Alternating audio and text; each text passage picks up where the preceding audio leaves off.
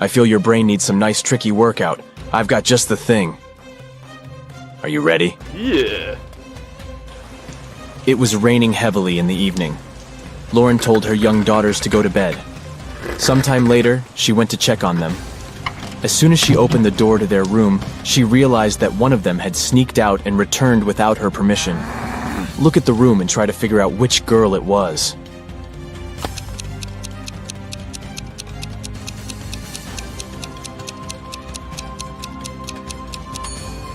It was the girl on the left. Look, both pairs of sneakers are in their place, but the ones on the left are covered with dirt.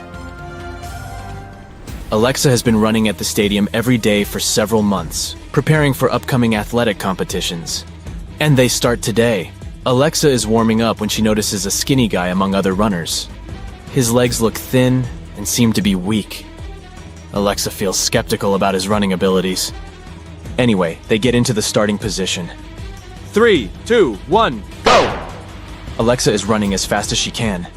Suddenly, she notices that the guy she paid attention to earlier is running much faster than her, and he doesn't even look tired. Eventually, he wins. But how did he do it?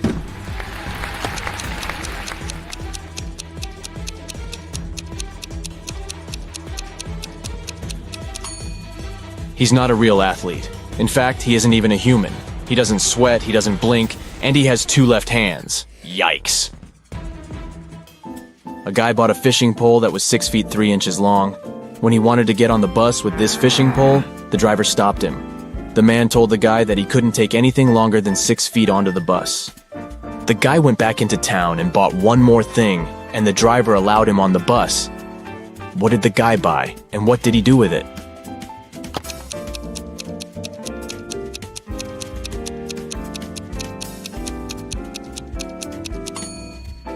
The guy bought a 6-foot long box. He put the fishing pole in it diagonally, and the entire package turned out to be only 6 feet long. Julia was angry with her boyfriend. She sent a message to her best friend who lived abroad. In this message, the girl complained about the mistakes the guy had made. But her friend sent her a very strange reply. Give, get, give, get, give, get, give, get. What did Julia's friend mean?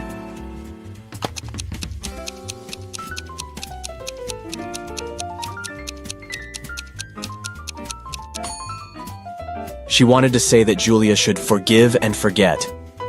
Gemma was a mermaid living in the Pacific Ocean. One day she was swimming near the surface when she spotted 2 handsome guys. Both of them seemed to be in trouble.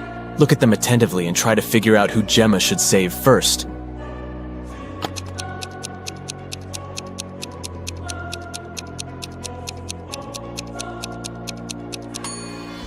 This wooden boat is indeed filled with water. But it's still okay, and the guy inside can scoop this water out. But this guy's inflatable boat is damaged. He will soon find himself in the water, and this shark will be all too happy to snack on him. He needs Gemma's help urgently. One hotel guest discovered her diamond necklace and earrings were missing after a party in the lobby. Someone must have stolen her jewelry. The hotel management invited a detective.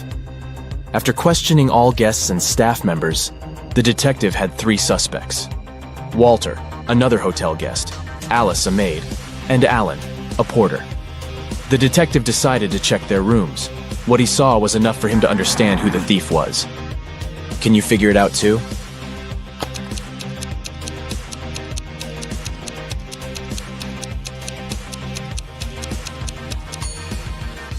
It's Alice. There's an already packed suitcase in her room. She's about to run away with the stolen jewelry. Galaxy Detective Varamcha was on a case. A spaceship was lost. Her partner, Galaxy Junior Detective Brightbulb, gave her a piece of paper. It was the location of the spaceship. This is what the slip had scribbled on it. Juice, umbrella, potato, ice, tomato, elephant, rice. Where do you think the spaceship is?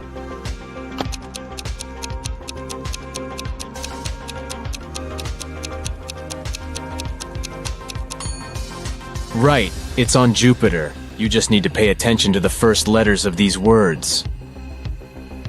Look at these girls. It seems to be a tough competition. But guess what? One of these girls is cheating. Can you figure out who it is?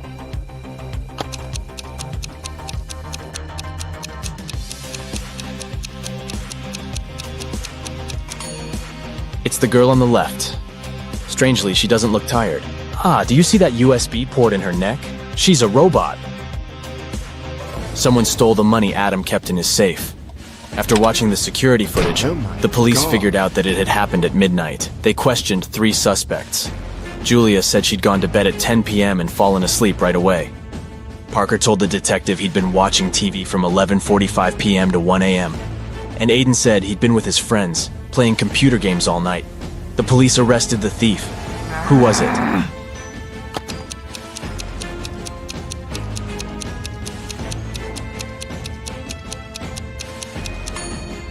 It was Parker. He was suspiciously specific about the time. Elijah went on a cruise. On the 3rd day, he noticed that one of the staff members was an imposter. Look at them attentively and try to guess who it is.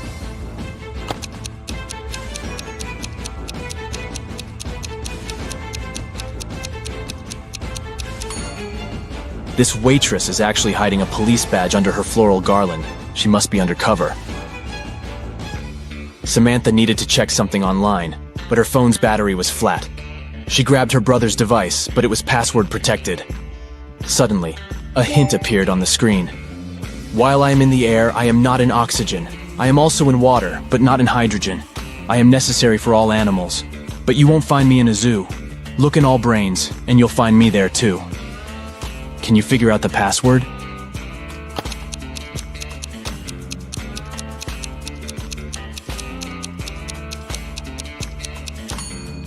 It's the letter A.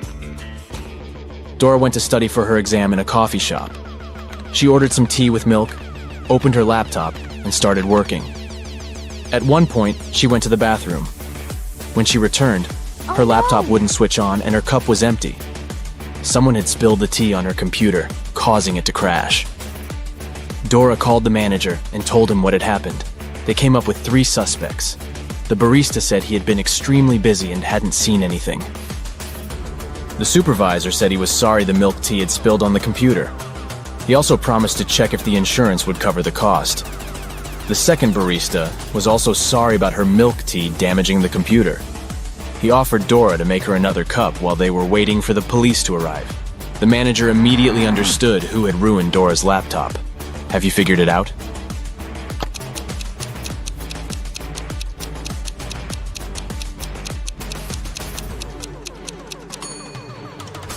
It was the supervisor. He couldn't have known the tea had milk in it. As for the second barista, he knew about the milk because he was the one to prepare Dora's order. Caroline went for a walk in the park, deep in her thoughts. The girl wasn't really looking where she was going. That's why she didn't notice a deep pit in the ground and fell into it. When she came round, she found herself in a strange room. There were no windows, no door. The girl saw a table with 3 apples on it. And was it a note? To get out of this trap, you've got to eat an apple, but only one of them isn't poisoned. Pick carefully. Caroline was terrified. But after examining the apples, she bravely bit into one of them. And nothing bad happened. Which apple did she choose?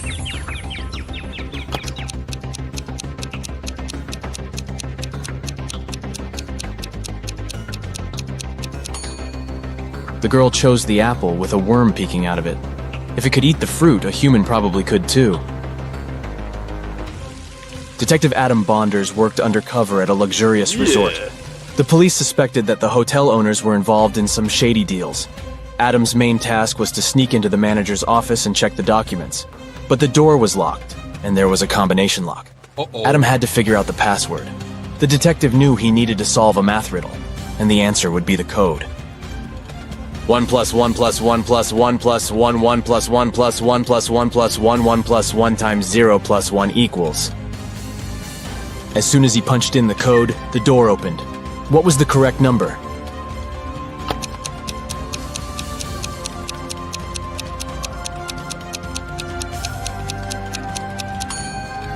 It's 30. There are no mathematical symbols at the end of the first and second lines. It means the whole thing looks like this. 1 plus 1 plus 1 plus 1 plus 11 plus 1 plus 1 plus 1 plus 11 plus 1 times 0 plus 1 equals 30.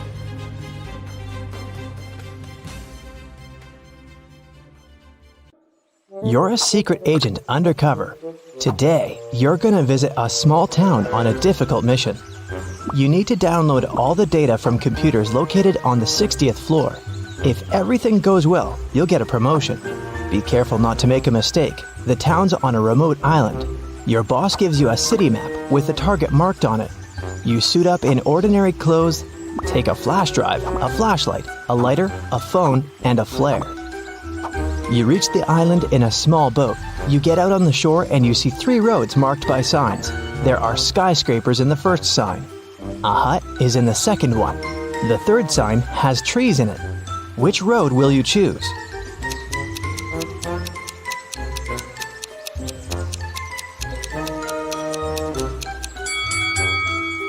You need the data stored on the 60th floor. That's why you chose the first road. It leads to skyscrapers. First, you pass through a dense forest and come to a river shore. The town is on the other side. You can't cross the river because of the strong current. Besides, you don't know how deep it is. You see a ruined bridge on your left. There's an old boat on your right, but it's unlikely to help. What will you do? You can't go back.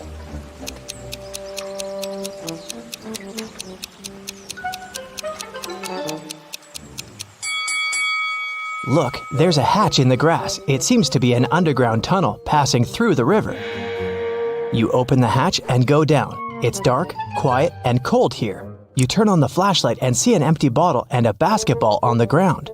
You direct the light further and see, wow, it's a creepy girl with long black hair. She's just staring at you, saying nothing. You're scared, but you're not gonna run. This girl is not real. But how did you know that?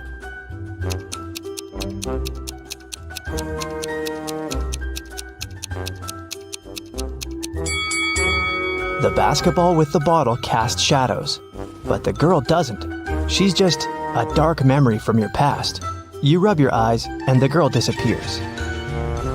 You go through an underground tunnel and climb up. Great, you made it into town. You walk down the street and notice that all the people are looking at you. Why do you seem suspicious to them?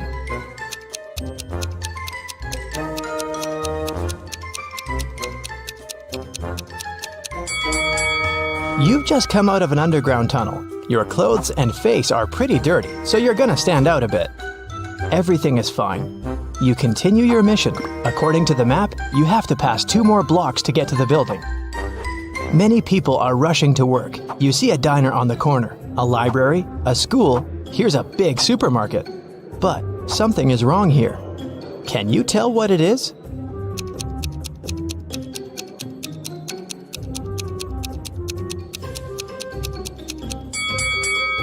There are no cars on the roads.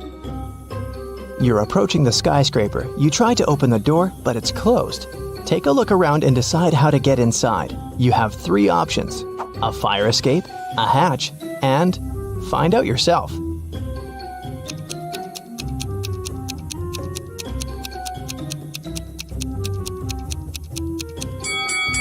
The fire escape leads to the window of the 2nd floor, but a guard is standing there.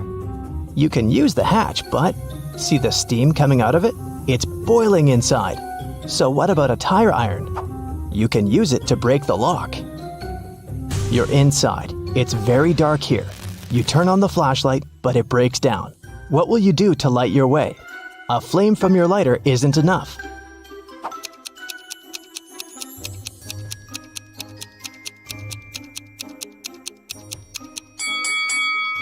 Look at the windows. They're all covered with curtains. Just pull them aside and let the light in. Great. You walk through the spacious hall and hear the flapping of wings. You're looking up. Oh no. Hundreds of bats are flying towards you. You need to hide as fast as possible. There are 3 elevators ahead. Which one will you choose?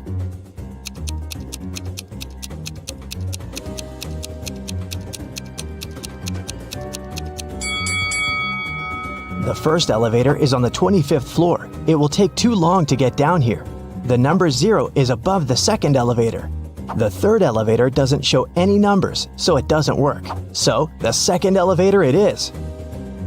You press the button of the 2nd elevator and quickly go inside. You push 60 and lift up. The elevator gets stuck on the 35th floor. The lights turn off. You open the hatch and climb onto the roof. you see two other elevators coming up to you from below. Which one will you jump in? There's a fire in the first elevator. The second one fills with water. What will you choose to survive?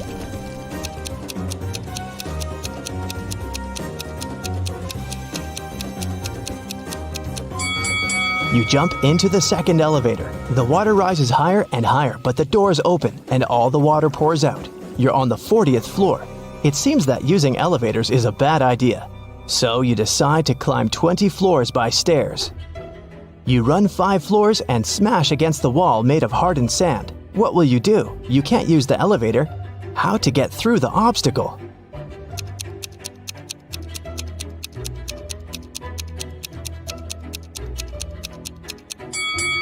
See the flashing fire safety sensor? Use your lighter to activate it. It's done. The water is splashing out of the ceiling and flooding all floors. It moistens the sand. The wall turns into dirt and melts. You go higher and meet a huge growling lion on the 50th floor. You run away, but then you stop. It seems the lion isn't real. How did you know that?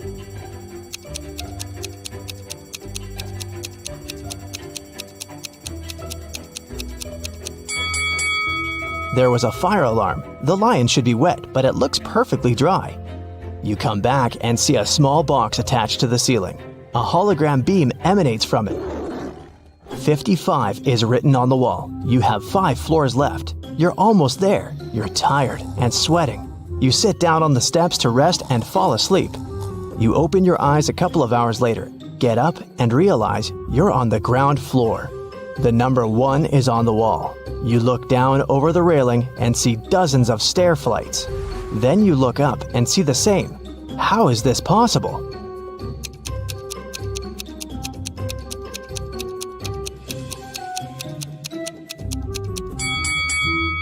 You're still on the 55th floor. Someone's just painted 1 over the numbers. Look, they left a bucket of paint and a brush nearby. You touch the number and feel the fresh paint. You move 2 floors up and meet 2 big guards. They block your way and say, "Only a smart one can pass, so solve our riddle."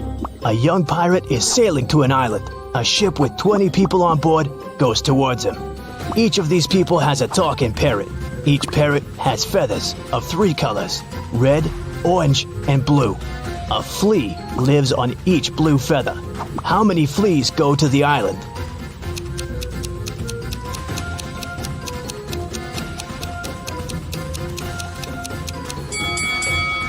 None.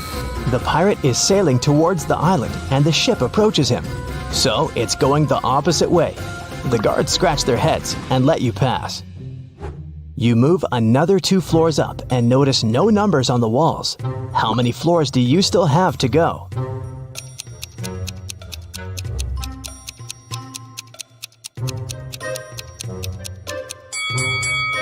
You woke up on the 55th floor. Then you passed 2 floors and met the guards. And now you've advanced by 2 more floors.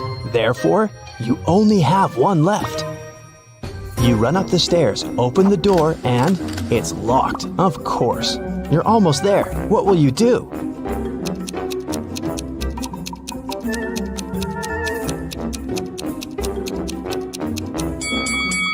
Use the fire escape outside the window. You're climbing the ladder. Birds are flying by. Don't look down. Don't look down, you're telling yourself. You get to the window and jump inside the building. You take the flash drive out of your pocket, but stop. There's no computers here. You only see a dozen of exercise bikes. What's happening? How to complete the mission?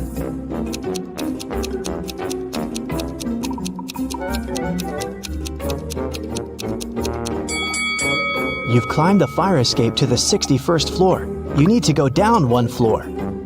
The door heading downstairs is locked. There are no elevators here. You walk between exercise bikes and touch one of them with your hand. Energetic music turns on. All exercise bikes start pedaling. A female voice from the speaker asks everyone to start training. Whoever cheats will have to stay in this room forever. Whoever pedals fast will get what they want. You don't want to stay in that room, but which bike to choose?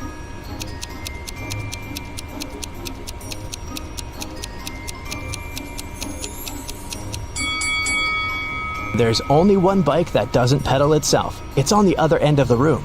Get on it. You quickly start pedaling and notice the floor is going down. The harder you work out, the lower you go. Sweat is pouring off you like a stream. You jump off your bike and see a huge computer. You stick the USB into it and copy all the data. The alarm is activated. You can smell the smoke. It's a fire. It comes from the lower floors. The files are copied. You put the USB in your pocket and run to the roof. The building is burning. You don't know what to do. At this moment, the phone rings. "Is it done?" a voice asks. "Yes, but I need help," you answer. "We will send an aircraft to you. Just give a signal," the voice says and hangs up. The flames reach the roof. What kind of signal do you need to send?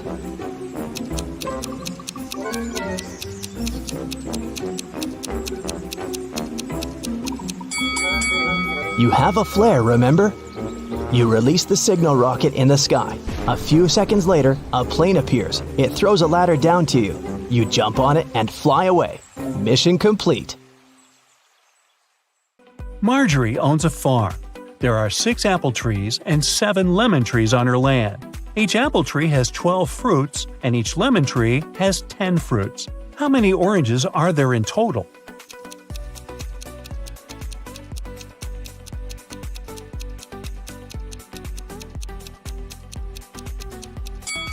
Zero.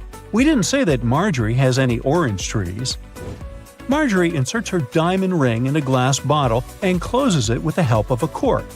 Then she takes the ring out of the bottle without taking out the cork or breaking the bottle. Can you guess how she did it?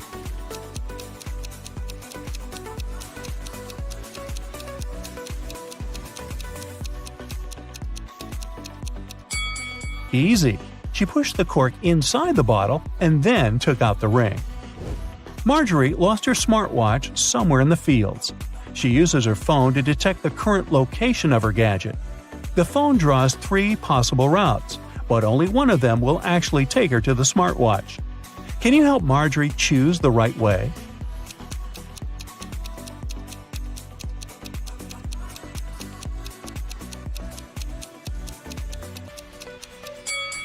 Route A is correct. Early in the morning, Marjorie enters one of the farm's barns. Oh no! Someone broke all the bottles with cherry juice. She asks her 3 workers to clean up the mess. Meanwhile, she interrogates them. "Who did it?" Marjorie asks. Frank replies, "Yesterday in the afternoon, I put all the cherry juice bottles on the shelves and left home. I don't know what happened." Phil says, "I didn't feel well last night, so I didn't touch the juice, and I went to bed early." And Anna says, "Yesterday I painted the fence all day. I didn't even enter the barn." Who's lying?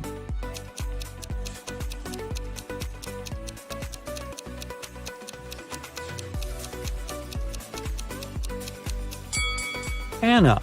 She said she painted the fence, but it doesn't look freshly painted at all.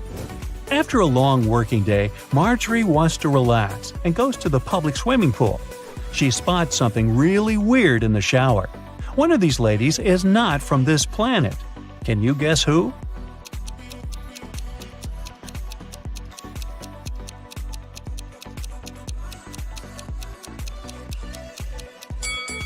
The third lady. She's using ketchup to wash her hair instead of shampoo. Marjorie meets her 3 best friends by the pool, Megan, Sarah, and Raven. One of them gave birth to triplets 4 years ago. Can you guess who exactly?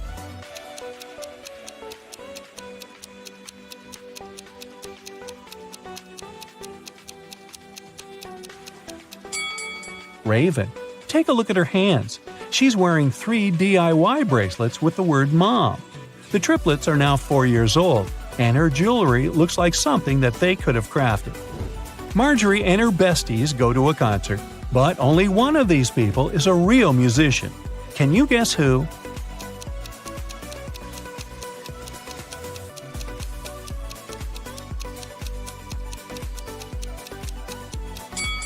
It's the second guy. The first lady put her sheet music upside down.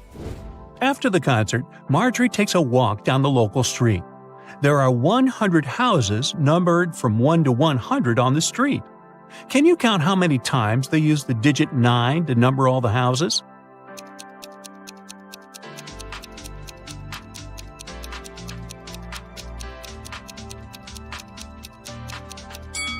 The correct answer is 19. The mystery can be solved using simple math. The digit 9 should occur in the following numbers. All we need to do is to count the number of 9s in this sequence. Marjorie comes home late at night and sees something creepy in her living room. Can you see it too?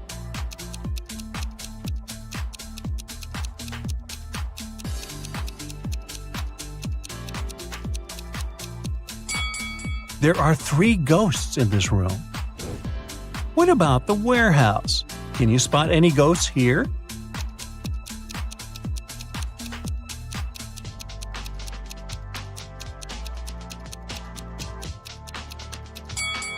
Hello? Let's take a look at the bedroom.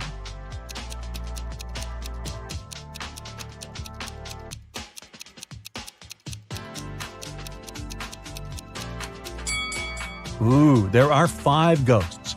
Can someone call Ghostbusters? The next morning, Marjorie goes picking apples on her farm. Suddenly, someone spills cherry juice on her head. She noticed that someone climbed on a tree to pull that prank, but she didn't see this person's face. So Marjorie interrogates 3 people working on the farm that day. Frank says, "I was watering vegetables far away from the apple trees." Phil says, "I was in the kitchen preparing ingredients for the lemon jam production, just like you asked me." And Nina says, "I was in the garden picking lemons for the jam." Marjorie figures out who did it right away. What about you?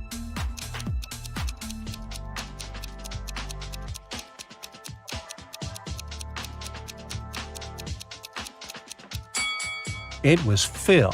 He tore his shirt and a piece of fabric got stuck on the branch of an apple tree. A group of tourists arrives at the farm and Marjorie gives them a fun tour. Unfortunately, one of these guests is a thief. Can you guess who?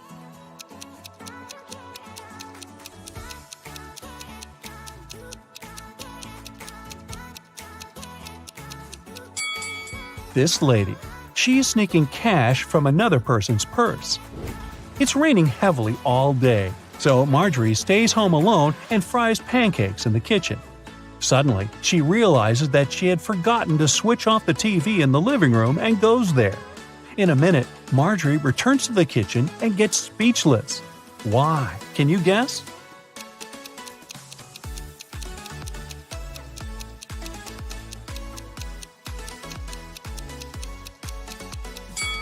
When Marjorie left the kitchen, one prepared pancake was on the dish, but now it's gone.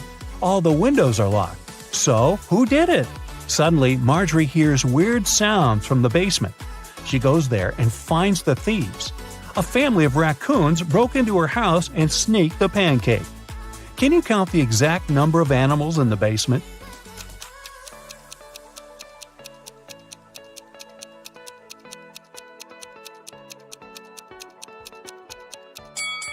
The task was to count the number of all animals, so the correct answer is 7. There are 4 raccoons, 1 cat, and 2 rats. The next day, Marjorie goes into her sunflower field to check how the flowers are doing. Can you spot what's odd here?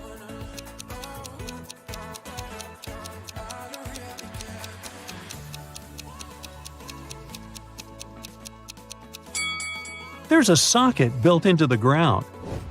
Marjorie goes to Megan's birthday party. One of the guests has the number 2 written on his forehead, and the other has 3. Megan offers everyone a game. All 3 of you have a number on your forehead. The number on one of your foreheads is the sum of the other numbers. All the numbers are unique. Now, you can't talk to each other. If you guess your number correctly, you won't have to wash dishes. So, can you guess Marjorie's number?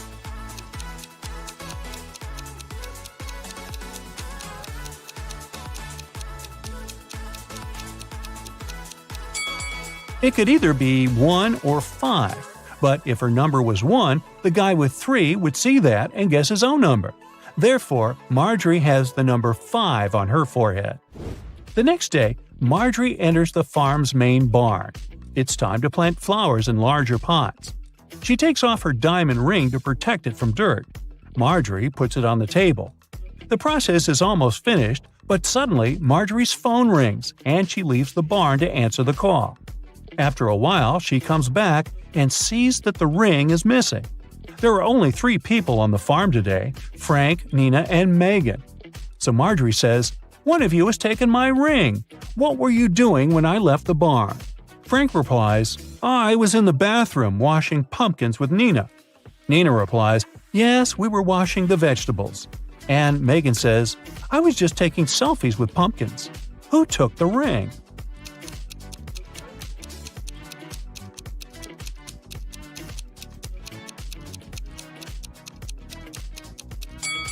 Look at this bird cage. It was opened.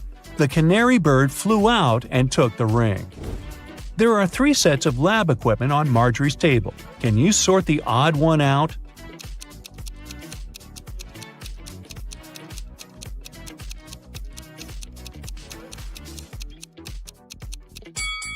This one doesn't have a flame. Marjorie throws a harvest festival at her farm. Her friends and coworkers chill all together. Can you spot any zombies among them?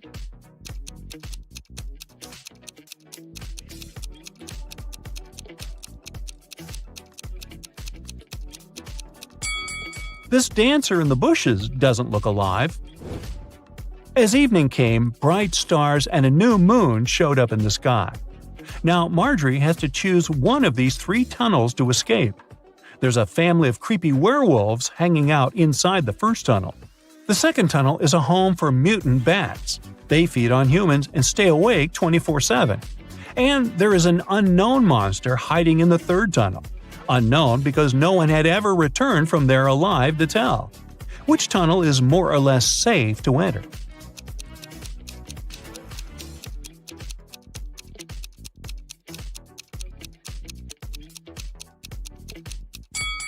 Marjorie should choose the first tunnel. It's a new moon, so the werewolves are not dangerous yet. In a city's museum, an expensive golden egg covered in diamonds went missing.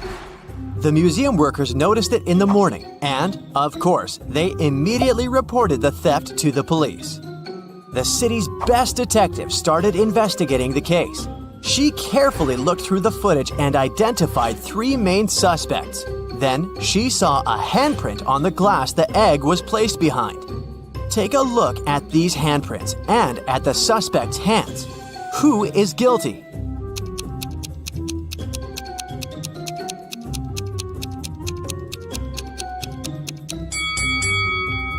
It's this person right here. Look, the prints of the fingers aren't full because something came in the way. This person is wearing rings right there, so it's their print. In a little town, someone stole an expensive silver collar for a cat, covered in diamonds and precious gems.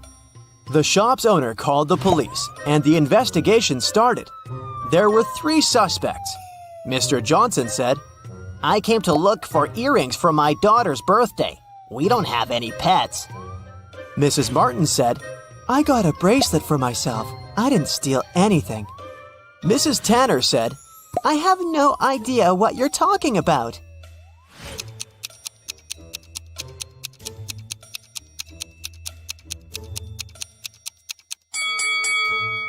The thief is Mr. Johnson.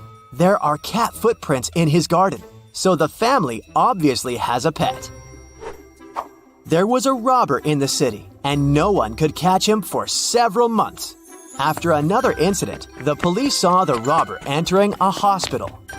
They walked in and ran into 2 doctors.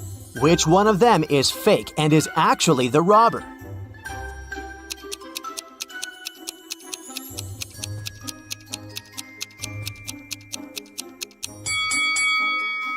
It's this guy, the one who's wearing headphones instead of the stethoscope. Mrs. Stevens went on a 3-month vacation, but had her workers coming regularly to maintain the house. When she returned, she realized that one of the workers was skipping quite a bit of work once in a while, going on an unplanned vacation themselves. Who was it? A gardener who takes care of the outside garden, a housekeeper who takes care of everything in the house, or a painter who is coming to paint her house?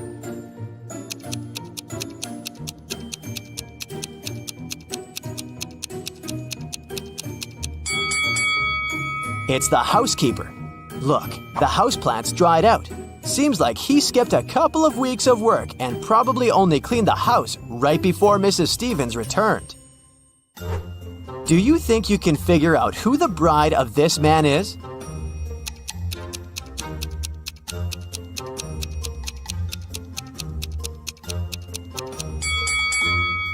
It's this woman right here. Look, she has the same tattoo as this guy. A small city's police got a message that monsters silently flooded the town and now live among humans. It's not a problem, but the police decided to identify them all to keep an eye on them. Can you help the police identify in which houses the monsters live? Here's the first task. You see two houses and a vampire lives in one of them. Which one?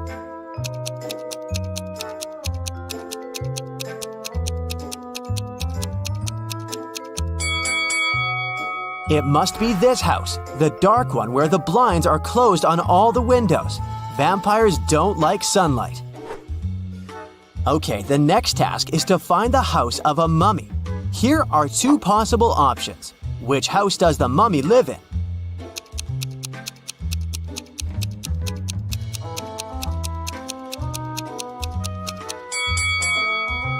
This one. Look, there are bandages around the house. The next creature whose residence we need to identify is a gnome. Take a look inside two houses. Can you tell where the gnome lives?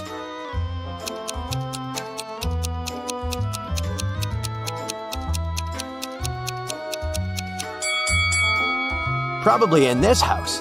All furniture is smaller and placed way lower than in the other house, so it must be the residence of someone small, like a gnome.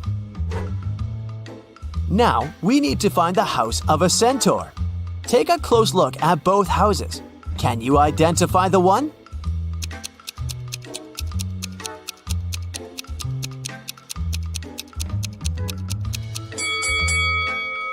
This one right here. See, there are horse prints on the pathways to the house. The last one. A real witch lives in one of these houses. Can you tell where you're most likely to be bewitched?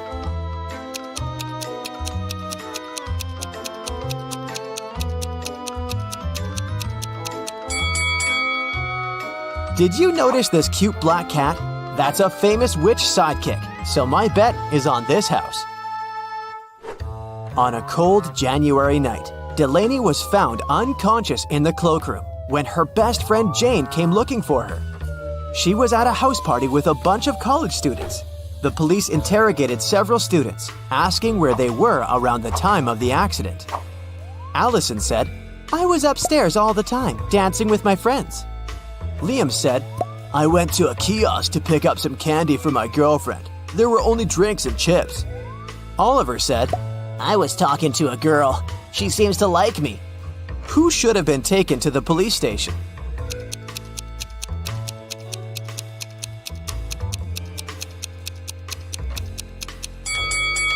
Liam. It's a cold night, and he would need a jacket to go to a kiosk.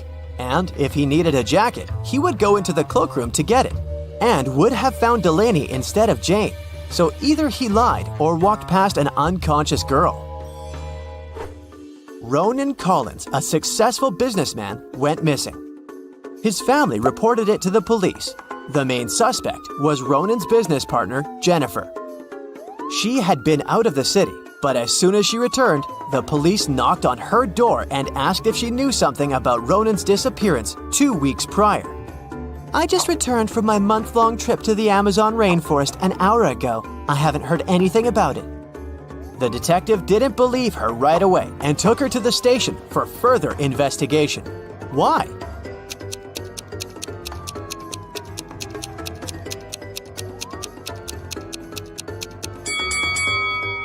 From the photos, we can clearly see that Jennifer dyes her hair. She says that she just returned from her trip, which was a whole month long. But her hair is perfectly dyed.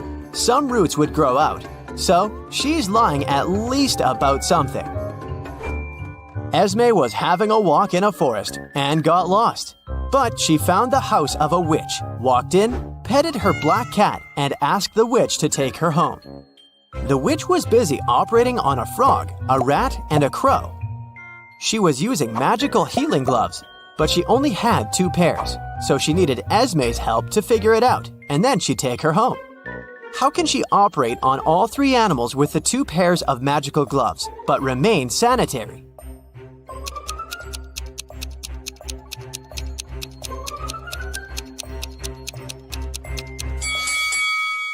The witch should operate on the frog wearing the first pair of gloves over the second one.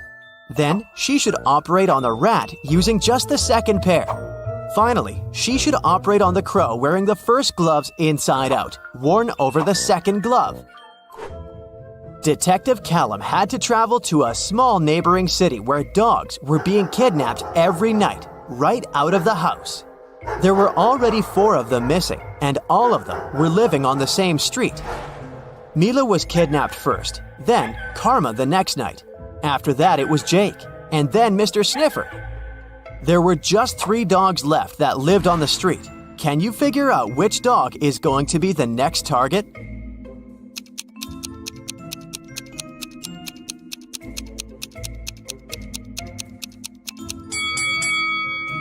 Look carefully at the dogs that were kidnapped, or actually at their collars.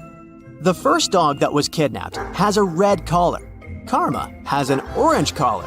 Then Jake was wearing a yellow one, and Mr. Sniffers owned a green one.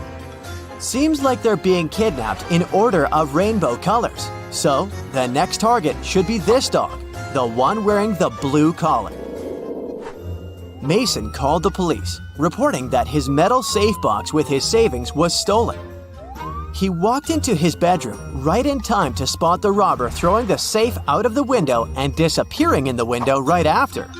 So, Mason wanted the robber caught or his insurance to pay him the money he had lost. The detective came to investigate. "Did you touch anything in the room after the incident?" he asked. "No, I came straight to you." "Then there was no robber," the detective concluded. "Why?"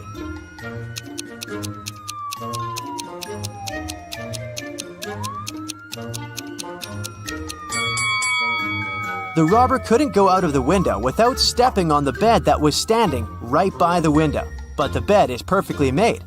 How is it possible if Mason didn't touch it? Wendy is an art teacher. This morning, someone pranked her by putting glue on her coffee mug. She questioned 3 suspects. Blair says, "I didn't do it. I was too busy painting these beautiful flowers." Jason says, "I overslept and came to the studio later than you." And Zara says, "Why would I do that? You're my favorite teacher." Who did it?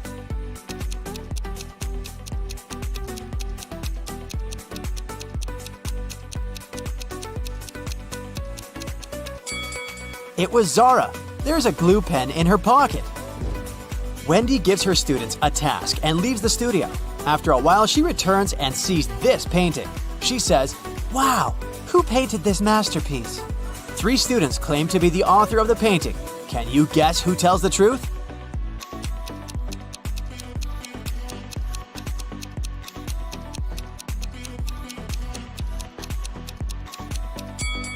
To solve this mystery, we should take a look at their palettes. Only this student has all colors that match the painting. Wendy goes outdoors to buy some food for lunch. Suddenly, she sees a cyclist lying on the ground. Can you guess what happened here?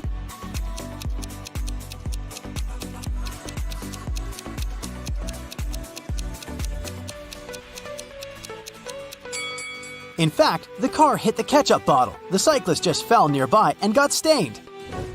Wendy receives a delivery. 3 identical boxes with artist supplies. All boxes are labeled incorrectly. Wendy needs to label all boxes correctly by opening just one of them. Can you help her?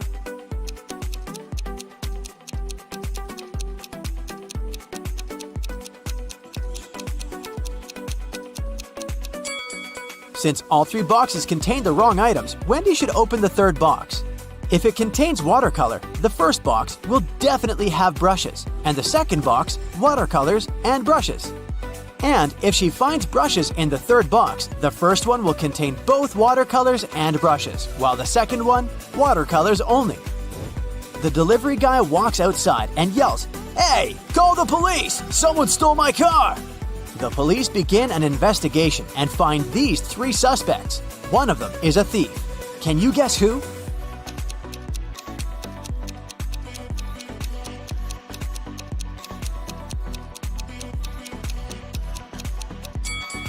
The first guy is just coloring his fence, and the third one is a gardener, but the second guy is hiding a lockpick in his shirt pocket, so he's the thief. Wendy comes to a party. 3 guys invite her to dance, but one of them is a werewolf. Can you guess who?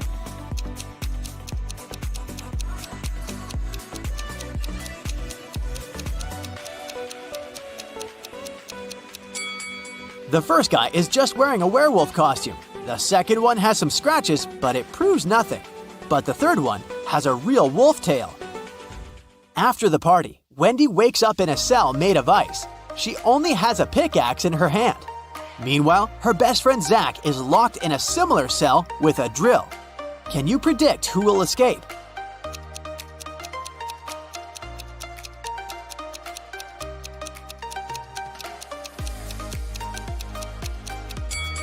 Only Wendy will escape. Zach can't use a drill without electricity. The next day, Wendy arrives at the art studio. She leaves her takeaway coffee at the desk and goes to the toilet. Wendy returns and finds out that someone had drunk her beverage. She checks the cup surface for fingerprints, but she only finds her own traces. Wendy questions 3 suspects among students. Blair says, "Sorry, I've been washing my brushes in the sink. I didn't look at your desk." Jason says, "Sorry, I don't like coffee, and besides, I've been streaming stories for my followers." And Robin says, "I was changing in the dressing room to be a model for portrait class." Can you spot the thief?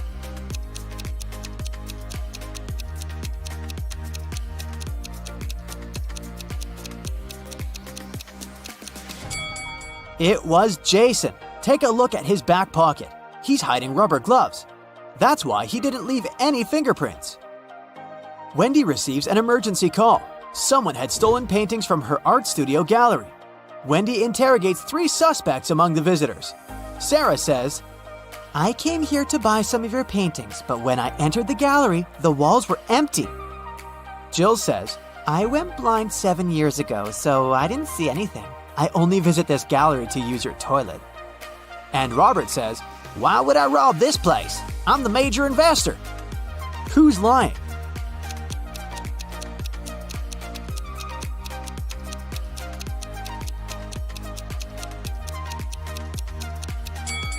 Jill. If she's really blind, why did she bring this photo camera with her? Wendy carries out entrance exams for art students. One of these 3 artists is left-handed. Can you guess who?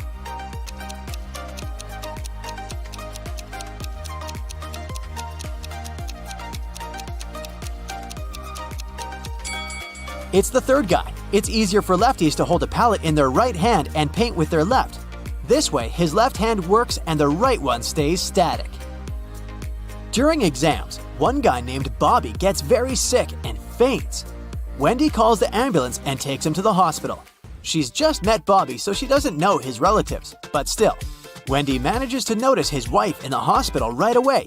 Can you spot her too?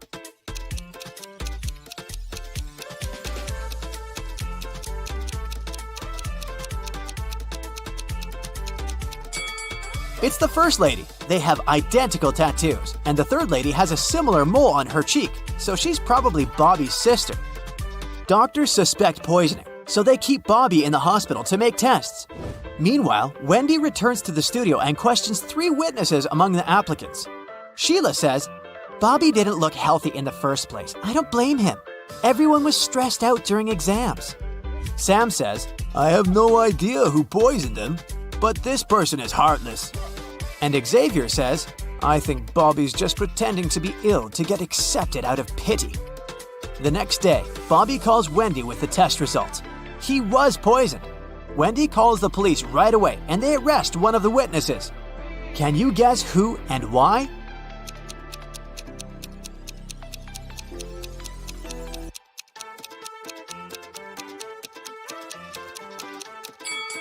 Sam. He knew about the poison before the test results were ready.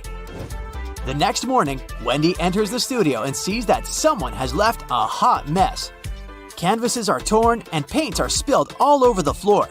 Can you count all the brushes in this room?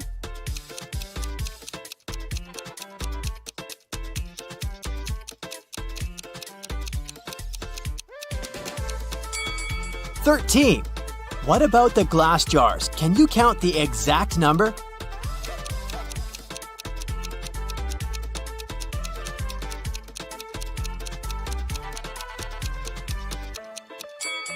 There are 8 glass jars in this studio, including this broken one.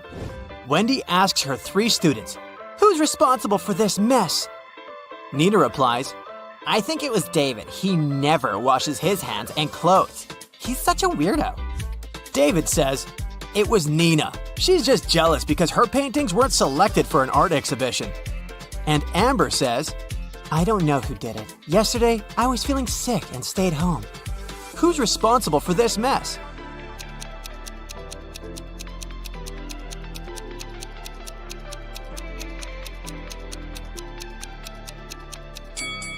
Take a look at the canvas frames. They're all signed. The only canvas that wasn't torn has David's name on it. Therefore, he ruined the studio and his rival's works.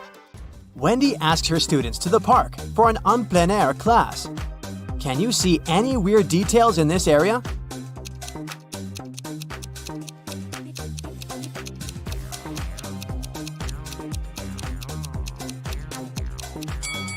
This is an apple tree, but why are there so many oranges under it? 2 students have painted almost identical pictures. Can you help Wendy find 3 differences?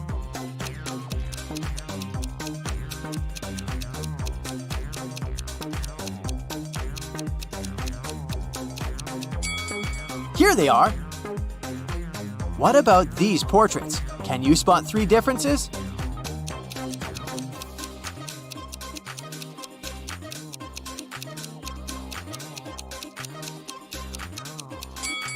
Over here. After the class, Wendy is trying to leave the park and gets lost. She has to walk through this confusing maze. Can you help her find the way out?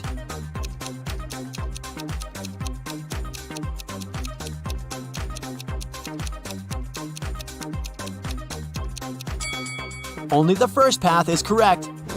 On the way home, Wendy enters a supermarket. Can you count the number of cacti?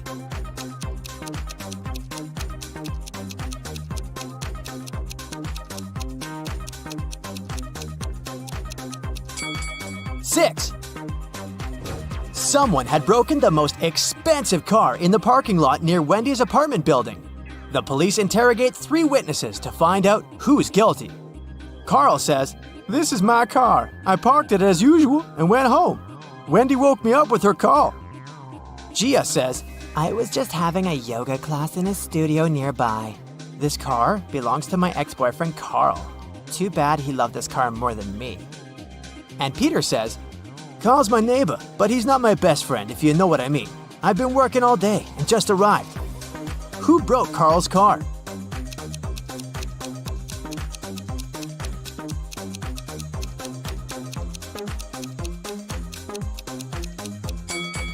It was Gia. She's hiding a baseball bat inside her yoga mat.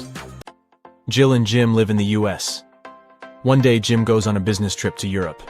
Jill misses him very much, so she calls him up. She asks Jim to take a selfie and send it to her. He agrees. Jill gets furious as soon as she sees the picture. Jill, you're a liar. How did Jill figure it out?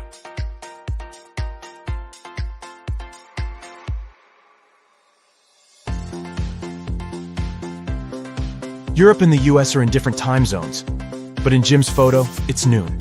That's American time. He never left the country.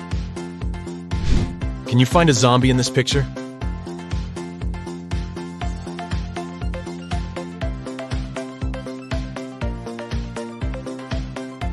Over here. What about this ski resort? Can you spot any zombies?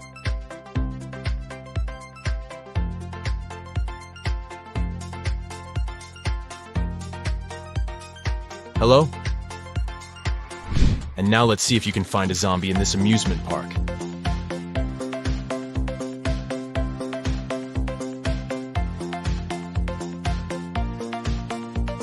It's hiding over here. The biggest bank in town was robbed last night. The local police investigate this case and find 2 suspects. They go to search their houses. The officer sees a clue and figures out who the criminal is.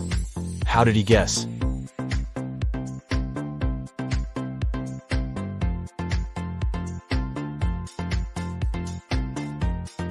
Let's take a look at the walls.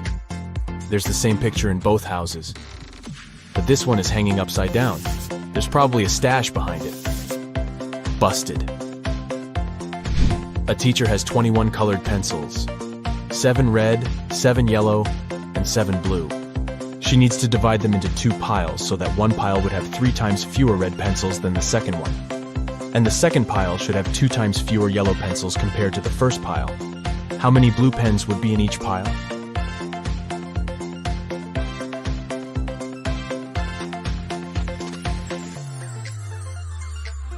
Zero.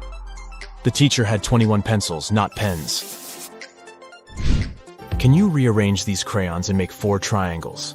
To solve this mystery, you gotta think outside the box.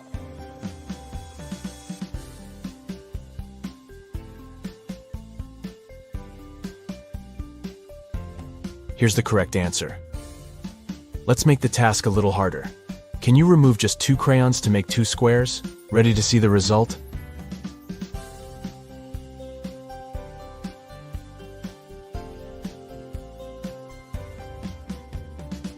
There you go. Donna goes to a supermarket and spots something weird. 2 of these women are pregnant, but one of them just stole a watermelon. Can you guess who?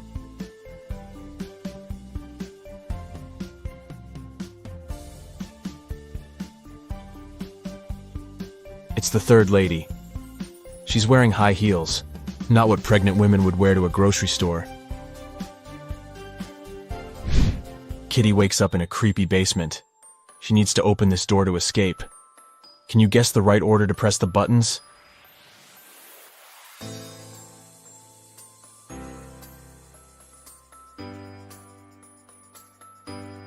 Kitty needs to make the word unlock from the first letters of each emoji. Therefore, she should press the buttons in the following order: unicorn, nose, lobster, onion, cactus, kiss, and voila. Today is Cassie's birthday. She brings a cake to work to celebrate with her colleagues, Stan, Gemma, and Rosie. Cassie unpacks the cake in the office kitchen. Suddenly, Granny calls, and Cassie goes outside to talk to her. After a while, Cassie returns and finds her precious birthday cake on the floor. She questions everyone. Stan says, "I was sending an important email, so I didn't look at the kitchen. But I think it was Gemma. She's just pretending to be your friend." Gemma says, "I went to the toilet to wash my hands. When I returned, the cake was already on the floor." And Rosie says, "I don't know what happened. I went to the opposite side of the room to turn on the coffee machine. I made cappuccino for everyone." Who's lying?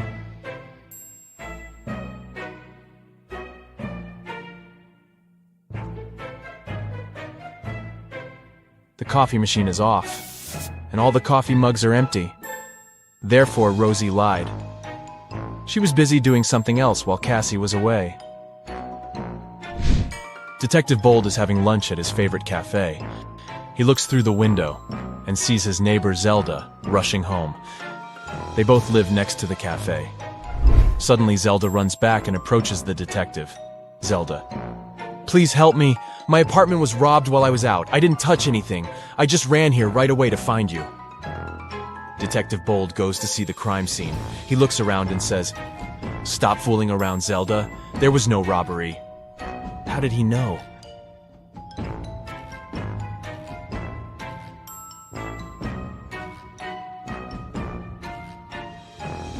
Take a look at this umbrella. Zelda carried it with her when she was rushing home, but she told the detective that she didn't touch anything at the crime scene. She just threw her stuff around the room to make it look like a robbery. Take a look at this fancy group of people. One of them is a real vampire. Can you guess who?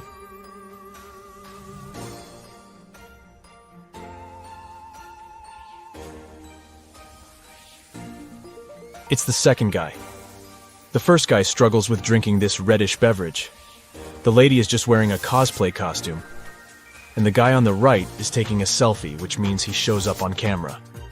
Therefore, he's a human being. Jeff calls the police early in the morning. Jeff: my neighbor cut down a tree on my car. A policeman arrives soon. Policeman: what happened? Jeff: my neighbor and I had a quarrel last night. When I was ready to go to bed, I saw him standing in front of my car. In the morning, I went out to drive to work and saw this. My car is pretty old, but he still has to pay compensation for the damage. The policeman questions Jeff's neighbor. He says, Jeff is a bit weird. He's always trying to start a quarrel for no reason. I didn't touch the car. I was sleeping all night long. The policeman examines the car and immediately realizes which of the neighbors was lying. Who cut the tree down? Can you guess?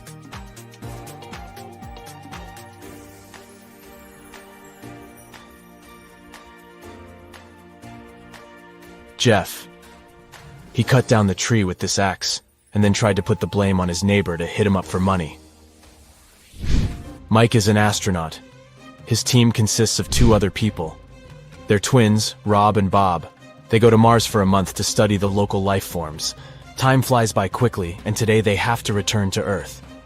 Mike goes to say hi to his little crew, but he finds 6 identical people in the spaceship. Mike realizes that the Martians can take any shape. Whom should he take back to Earth?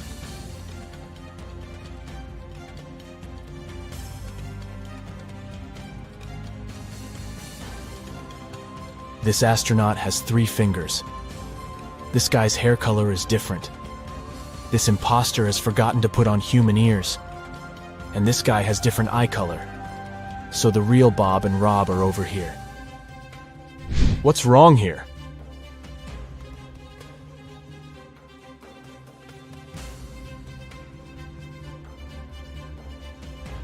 The goalkeeper is holding a tennis racket. Also, why do they need 2 hockey pucks? Shelly downloads a dating app hoping to find new love. She likes several guys. They begin to chat and share some selfies. All 3 guys claim to be single and living alone, but only one of them is telling the truth. Can you guess who?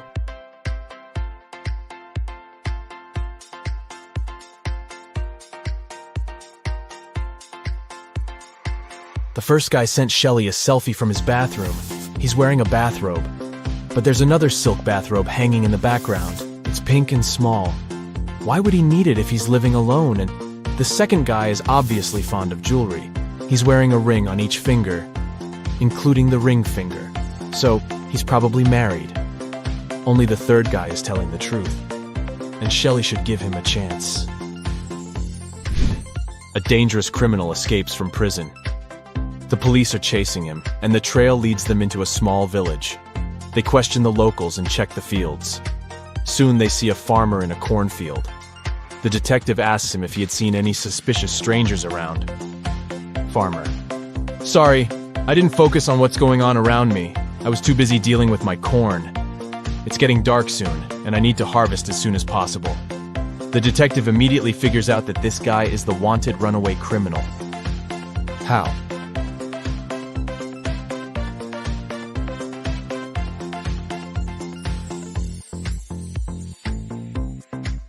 Corn is not harvested like this, so he can't be a real farmer. Can you see any odd details here?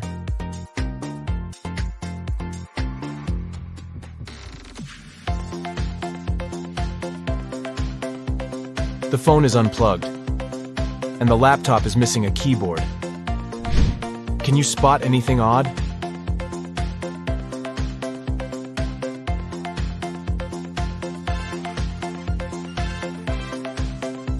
Take a look at this guy. His fishing style is pretty weird. What about this scene? What are they doing wrong?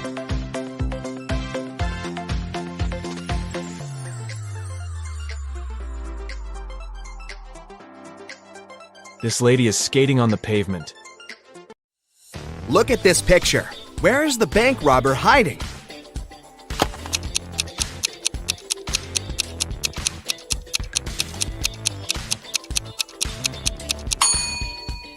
He's over there. behind the bushes.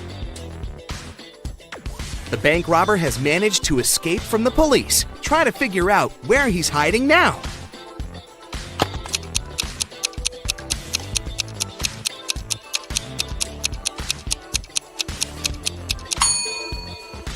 See that maintenance hole? That's where the criminal is. This robber is just too fast. He's escaped again and is now hiding in one of these fitting rooms. Help the police find him.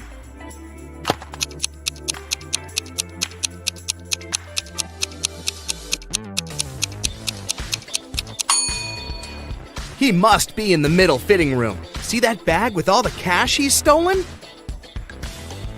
Look at this image attentively and try to figure out what's wrong here.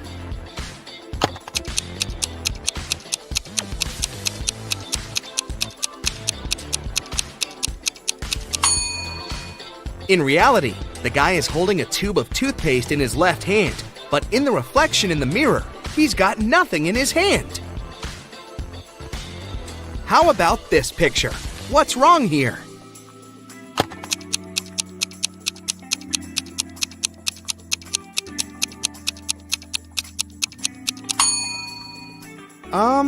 Is this lady charging her cat? This picture looks off too, but what exactly seems strange?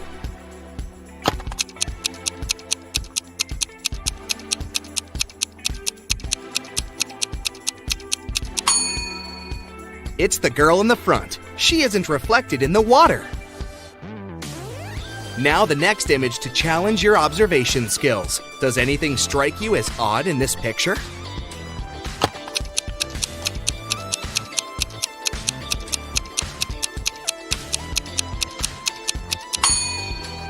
Look at the TVs. They show different things in reality and in the reflection in the mirror.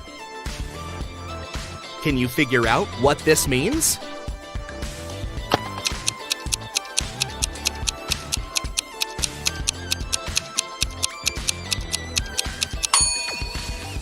Right you are! F plus arm equals farm.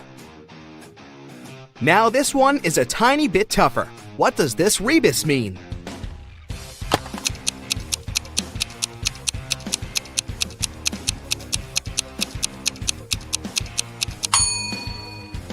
Storm, TH. It's thunderstorm. And how about this one? Can you crack it easily?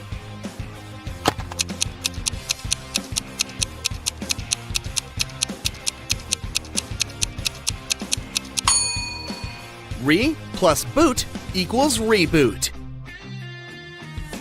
Ew, insects! But can you guess this word?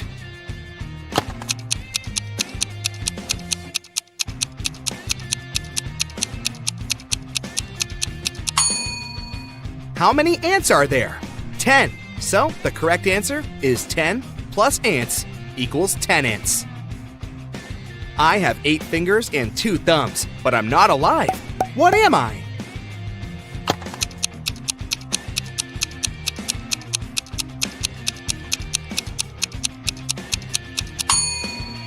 I'm a pair of gloves. Which person is different from the others?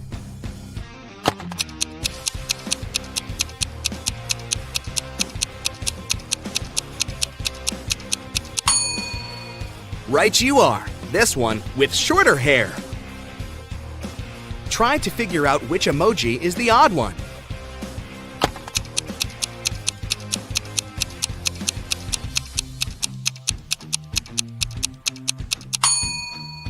The one at the bottom. It looks pretty angry. I challenge you to find a cat that's different from the rest.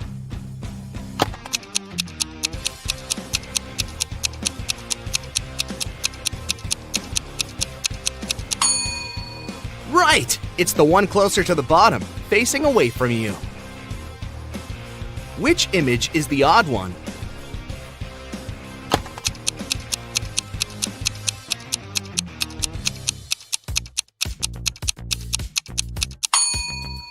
This little rebel is turned in the opposite direction. Have you noticed anything wrong in this picture?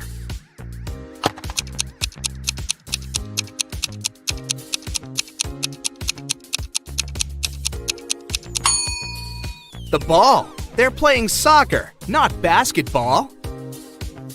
Which cow is different from the others?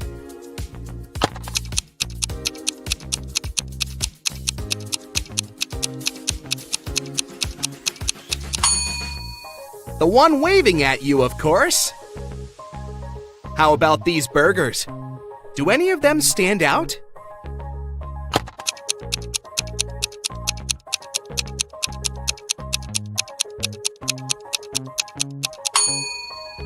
See, this burger is smaller than the rest. There's something wrong with this picture. What exactly?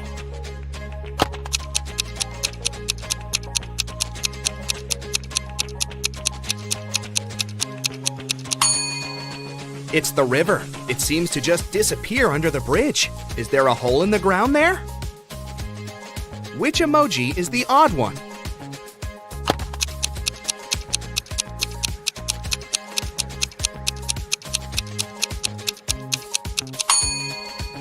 The one with its mouth missing. There's something that doesn't seem quite right in this picture. But what?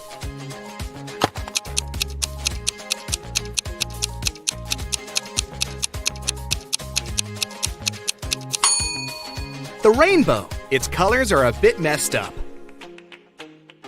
Can you find a pig among these birdies?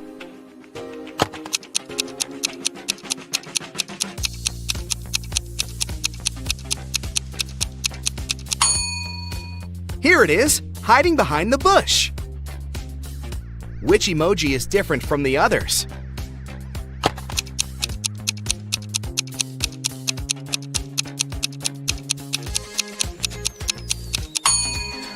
It's the unwinking one, with both of its eyes open.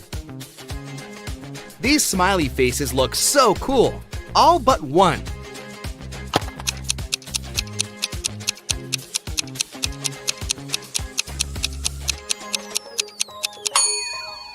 This emoji isn't exactly all that smiley. There's something wrong with this keyboard. Can you figure out what exactly?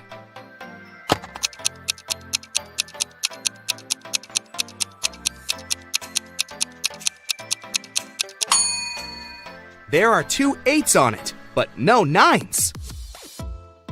Which pooch is the odd one?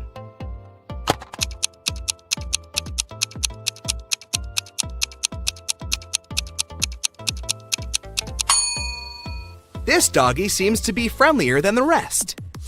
Find the odd avocado.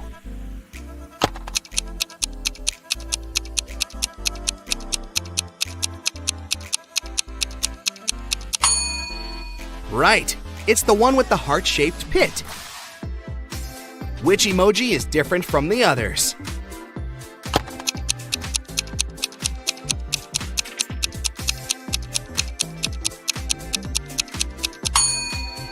This little guy is just a wannabe. It isn't a unicorn. It's a horse that's probably dreaming of becoming a unicorn. Can you find the odd emoji?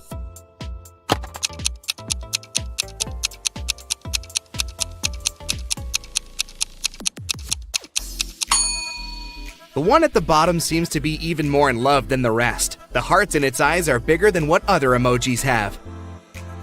One of these music notes is different. Which one?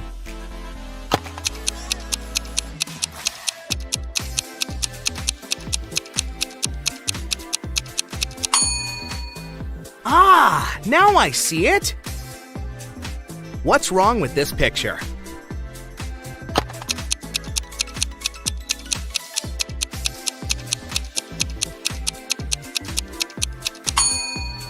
The calendar claims it's August 2018, but the computer is sure it's still August 2017. Can you spot a teddy bear without a hat?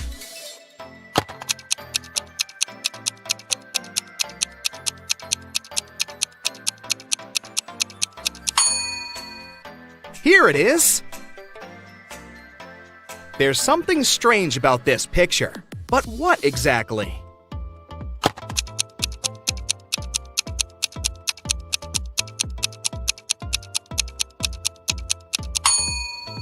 One of the birds doesn't have a reflection. Creepy. Which sheep couple is different from the others?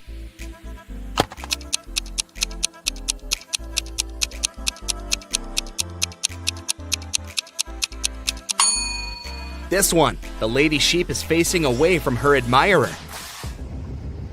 Amy was walking through a forest and saw 3 portals in front of her. Each could take her to a different place. The first one would send her to the moon. The second portal would move her to the bottom of the Mariana Trench. And the last one would take her 30,000 years back, when large dinosaurs were still roaming our planet. Which portal should she choose to survive?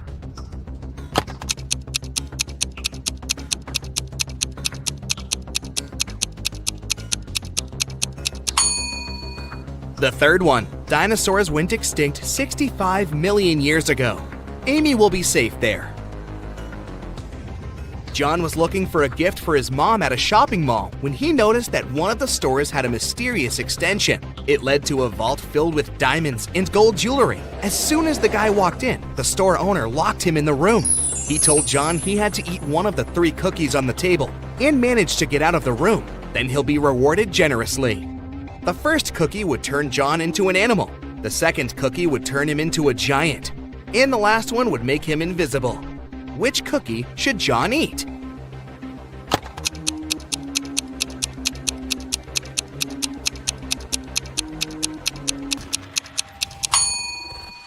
The first one. He can turn into some small animal, like a hamster, and squeeze through the bars. That's how he'd get out and win the gold. Mr. Lawrence called the police. He said someone had taken his car for a joyride, crashed it into a streetlight, and ran away. The man was sure it had been one of his neighbors. The police questioned 3 of them. Ivy answered she'd been at work and arrived home only in the evening. Cameron told the police he'd been helping his dad remove old stuff from the attic. And Aaron claimed he'd been hanging out with his friends, eating pizza, and watching the latest series. After listening to all the suspects, the police officers arrested one of them. Who was it?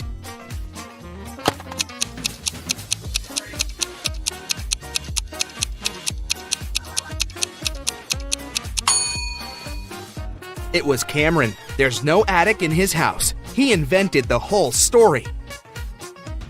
Naomi invited her friends to a pajama party at her house. The only thing she asked the girls was, "Don't enter my brother's room. He loves playing tricks on people. And once you get there, you might not be able to get out." They were gossiping and watching viral TikTok videos when one of Naomi's friends asked, "Wait, where's Rebecca?" Meanwhile, Rebecca went to the kitchen to drink some water, but she got lost and ended up in Naomi's brother's room. The door closed behind her back, and it wouldn't open. The girl noticed a password lock with letters on it. Rebecca looked around and spotted a piece of paper on the table with 5 numbers on it: 3, 7, 6, 9, 2. The girl thought for a while, then entered a combination of letters and got out of the room. What was the password?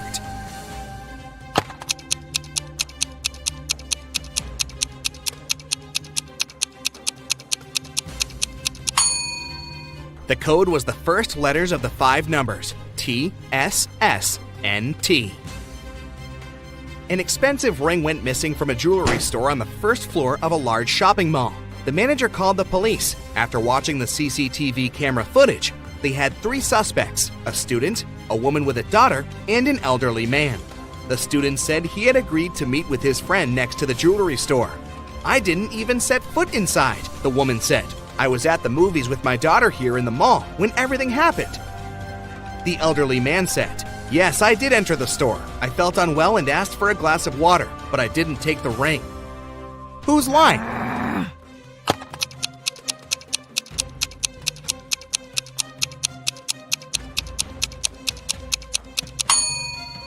Look, all the movies running at that time had a 16+ age rating. The woman wouldn't have been able to watch any of them with her young daughter, so she must have lied. Cassie won a trip to a luxury resort in the Maldives. She goes there on a boat along with 3 other hotel guests. One of these billionaires is fake. Can you guess who?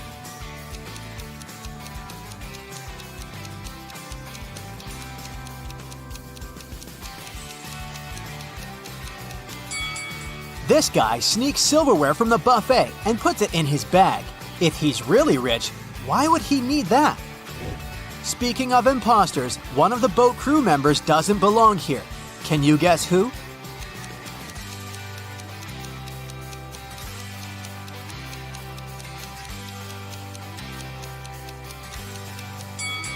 This waitress hides a police badge under her floral garland, so she's probably working undercover. Finally, Cassie comes ashore. 3 porters offer to carry her suitcase. Can you help her choose the right guy?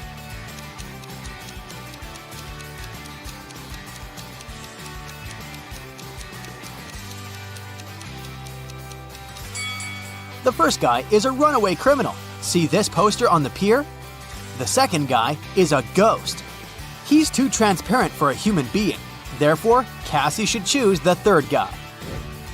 The hotel manager offers Cassie 3 options to choose from. A room on the 8th floor with a gorgeous sea view. A luxurious apartment on the 2nd floor with a garden view. Or a separate authentic bungalow on the shore. What would you choose?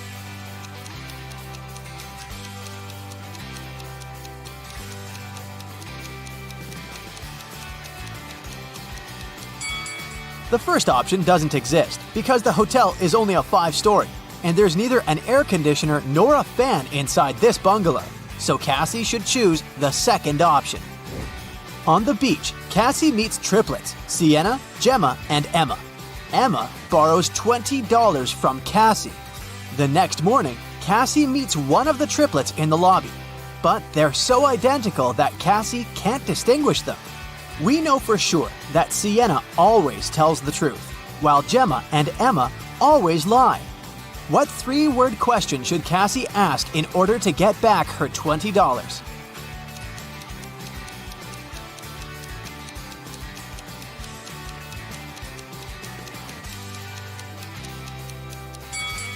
The correct question is, are you Gemma? Sienna, who only speaks the truth, would say no. Gemma, who always lies, would also say no. And Emma would say yes because she's a liar. Therefore, if the answer is yes, Cassie can demand her money. And if the answer is no, Cassie can ask Sienna or Gemma to remind Emma about her debt. After breakfast, Cassie goes diving. She sees a lot of identical clownfish underwater, but one of them doesn't belong here. Can you spot the odd fish out?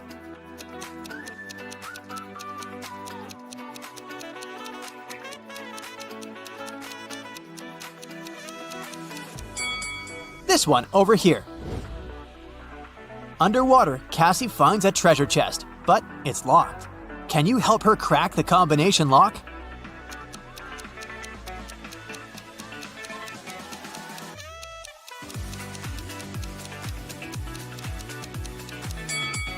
There are 3 turtles painted on the treasure chest. Each turtle has a certain number of rings on its shell. It's a hint. If we count the rings, she'll get the code. 8, 4, 5. Cassie opens the treasure chest and finds a pearl necklace. She goes to the local jewelry market hoping to sell it. John says, "This jewelry is not so precious, but I can offer you $50 for 1 pearl." Noah says, "Trash! These pearls are fake! $5! This is my last price!" And Mia says, "Madam, we can sell it at auction. Rich guys will pay hundreds of dollars for this necklace. I can be your agent and take 15% of the revenue. What do you say?" One of these guys is a scammer. Can you guess who?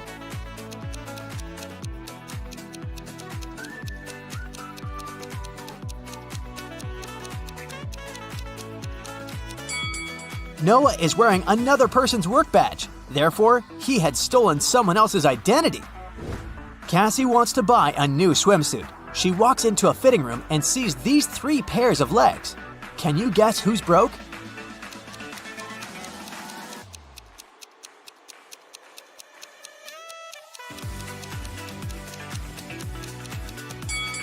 All 3 women have relatively new sandals, but let's take a look at their toenails. The first lady has an excellent fresh pedicure. The second one doesn't have any nail polish, but maybe she just prefers to look au naturel. And the third lady has toenails with peeled nail polish. Therefore, she's the one who's broke. In the hotel lobby, Cassie meets 2 of her roommates, Tina and Jeff. One of them is a werewolf. Can you guess who just by looking at this picture?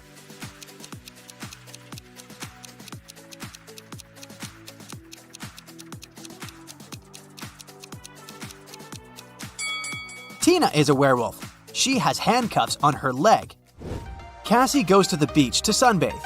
There's a vampire on one of these sun loungers. Can you spot where exactly?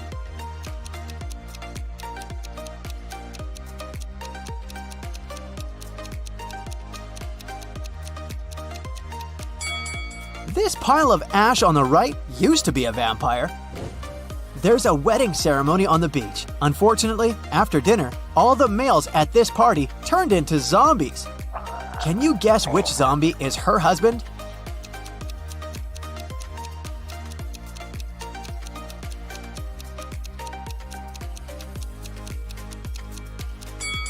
It's this guy.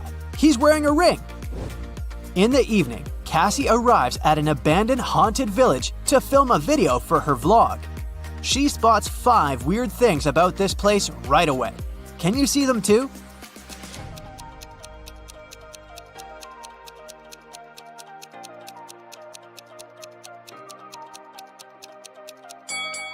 These orchids have teeth.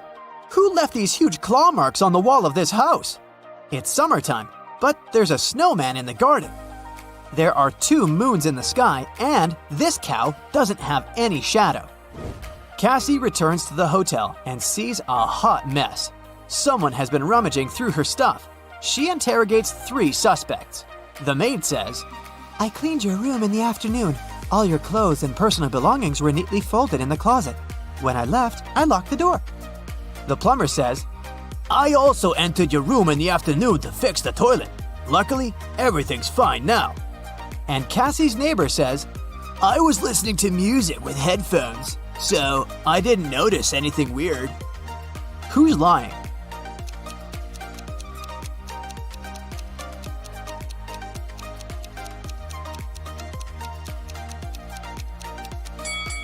It's the plumber. He said he fixed the toilet, but it's still clogged. One of the hotel guests, Peter, likes Cassie.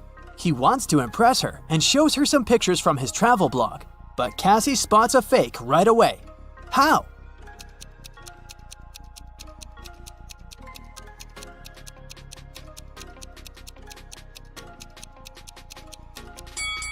Take a look at the wind direction in this picture. In the background, the wind is blowing to the left, but his hair is blowing to the right. Therefore, Richard had photoshopped himself. Someone had broken the most expensive statue in the hotel lobby. The manager interrogates 4 suspects among the guests to find out who's guilty. Melanie says, "I'm not into art. I haven't even noticed this statue before." Steven says, "Sorry, dude. I've been out skydiving all day long." Zach says, "Don't worry, that sculpture was tasteless. I'm an art dealer and I can get you a new one." And Sophie says, "I was chilling at the spa, so I didn't see anything." Can you spot who's guilty?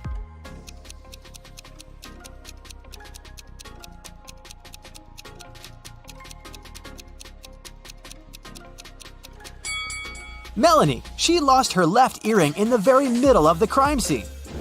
Cassie gets an invitation from 3 hotel guests. Gail shows her picture of a fancy villa and says, "I'm a billionaire. You're welcome to come over to my villa and stay for as long as you want." Bella hands her 2 tickets to the opera and says, "We can go together tomorrow night." And Ricardo just shows her the keys to his boat and offers a ride across the globe. But only one of these offers isn't fake.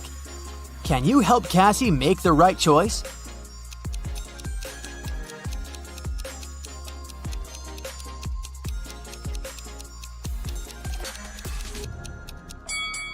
There's a for sale sign near the villa, so Gail's offer doesn't look trustworthy. Take a closer look at the gate on the opera ticket. It expired centuries ago, so Cassie should trust Ricardo. Cassie goes to the hotel restaurant to have dinner. There's a butterfly hiding among the buffet. Can you find it?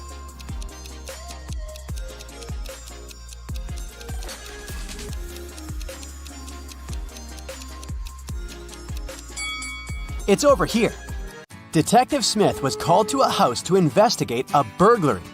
Mr. Brooke claimed that someone had broken into his place and stolen his expensive watch. When the detective arrived, he saw that the front door was open and there was muddy footprints leading to the living room. He also noticed that there was some mud on the staircase. After looking around the house, Detective Smith quickly figured out who the thief was. He went upstairs and arrested Mr. Brooks' son. Why did he do that?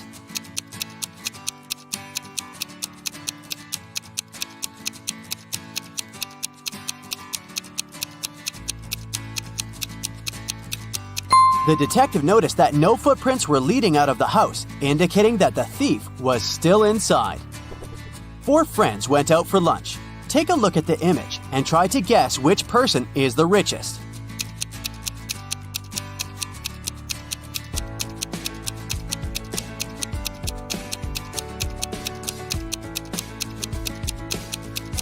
It's the one on the right. The first person has a fake iPhone, so they can't be it.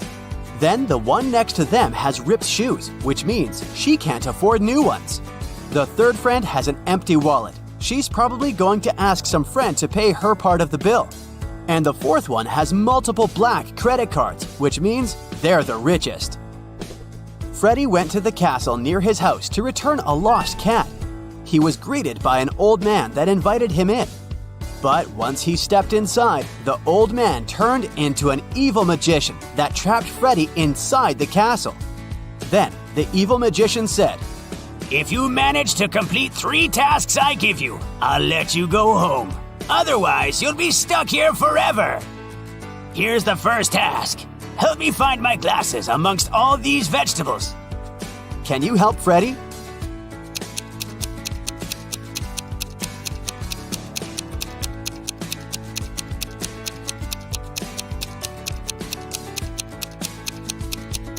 Here they are, right next to the pumpkin. For the next task, Freddy had to make a potion, and the ingredients should be added in the right order. The magician gave Freddy a piece of paper with the recipe written on it. Can you help Freddy make the potion?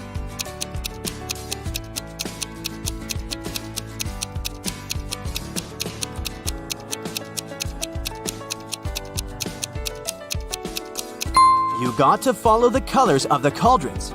So first of all, you need to add curry, so the potion will turn yellow.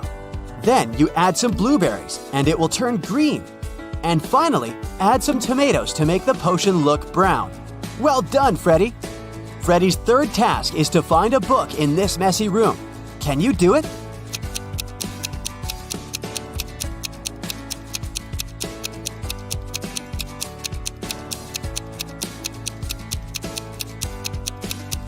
It's sitting right here behind the floor lamp. Congrats, you just helped to free Freddy. Tuesday, Sam and Peter went to a restaurant for dinner. After eating, the bill was paid. But Sam and Peter did not pay the bill. Who paid the bill for them?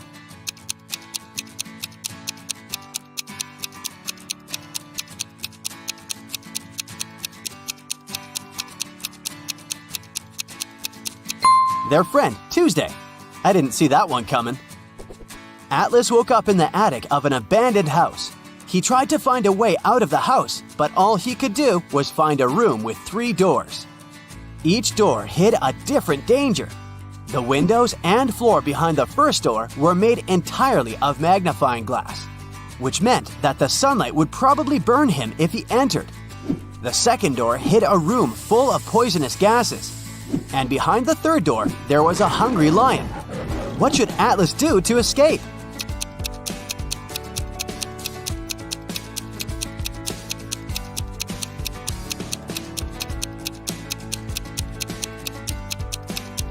He should wait until it's nighttime and use the first door.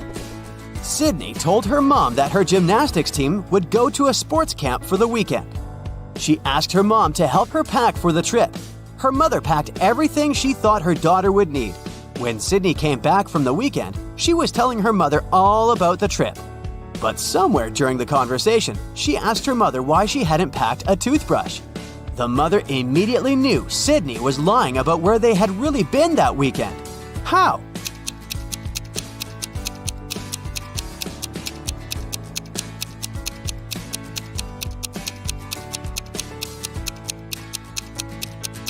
because Sydney's mother did pack a toothbrush, but she put it under Sydney's gymnastics clothes. If Sydney had really gone to that camp, she would have used the clothes and found the toothbrush.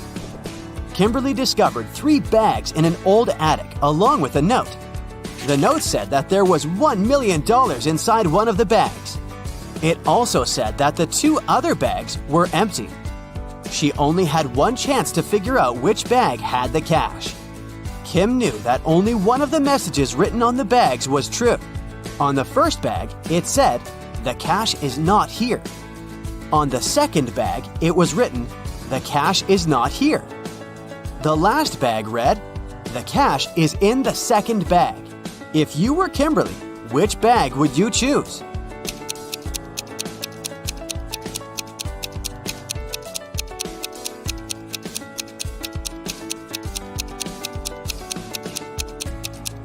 You should choose the first bag. If only one of the clues is true, then the money is in the first bag. Becca had just arrived from a 2-week trip to Egypt. During her trip, she bought a beautiful emerald and wanted to show it to some of her friends. She decided to throw a party just for her closest friends. The next day, she noticed that the emerald was gone. Becca immediately decided to call a detective to help her find the thief. She showed him some of the pictures she had taken the night before. The detective took a quick look and already had a pretty good idea of who had done it. Take a look at these pictures. How did the detective find the culprit?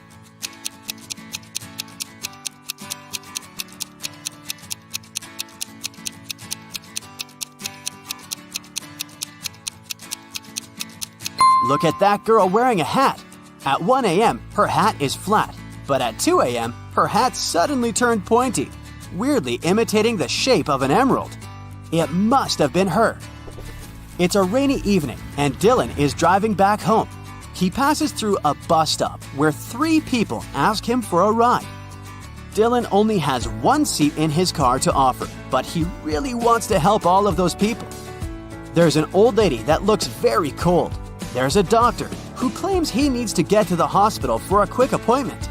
And a woman that Dylan has a crush on.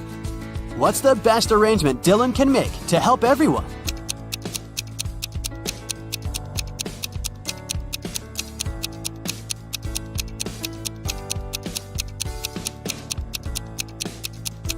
Dylan could lend his car to the doctor so that he could drive the old lady home. Dylan could wait at the bus stop with the girl he has a crush on until the doctor comes back and gives him his car back. Susan found out that her favorite pop band was playing a private concert for VIP clients in a luxurious club. She decided to sneak inside the club through the backyard. But unfortunately, Susan faced a strict guard behind the door. He refused to let her inside without a password. But luckily for her, there was a hint in the guard's t-shirt.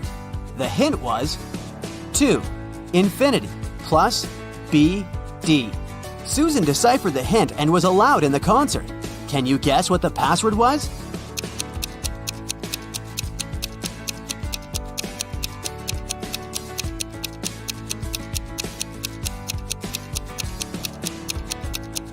It was to infinity and beyond. One afternoon, Nicole found her father, Frank, in the living room, really worried about an anonymous text he had gotten. Frank was a private investigator, and he had just received a message revealing the address of the town's most dangerous criminal, Dirty Jack. He decided to go check the area, even if he didn't know what the criminal looked like. The address turned out to be an old warehouse, and when he busted inside, he found 4 people sitting at a table playing poker. The 4 people were a carpenter, a truck driver, a mechanic, and a fireman. Without any hesitation or communication, Frank arrested the fireman. How did he know that he was a criminal?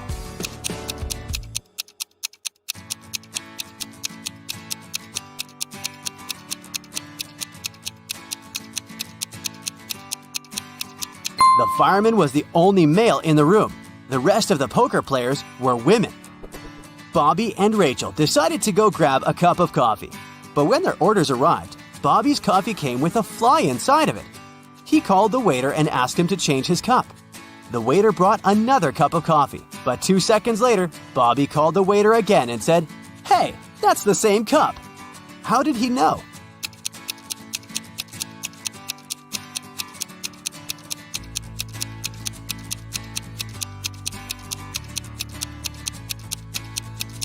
Because Bobby had already put sugar in his coffee, and when he tasted the liquid inside the new cup, it already had sugar inside. I know you want to give your brain a shake. And I also know the perfect way to do it. Get ready for a new portion of tricky riddles. A man had a book that was worth $50,000. There were only 2 such books in existence. He threw the book into the furnace, reducing it to a pile of soot. Why did he do this?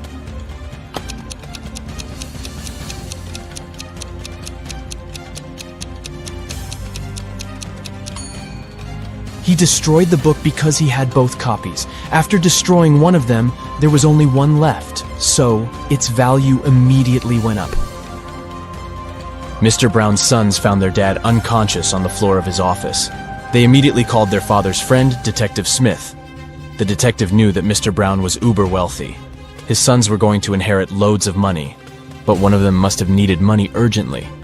Smith questioned each of the brothers separately. David, the oldest, said, "I came in to feed the fish, and Dad was still fine." Marcus said that he had come in to discuss his business plans, and his father had given him some great advice. And Lucas, the youngest brother, said, "I entered Dad's office because I needed a favor. I wanted to take his car to impress the girl I like." Detective Smith immediately realized who was lying. And you?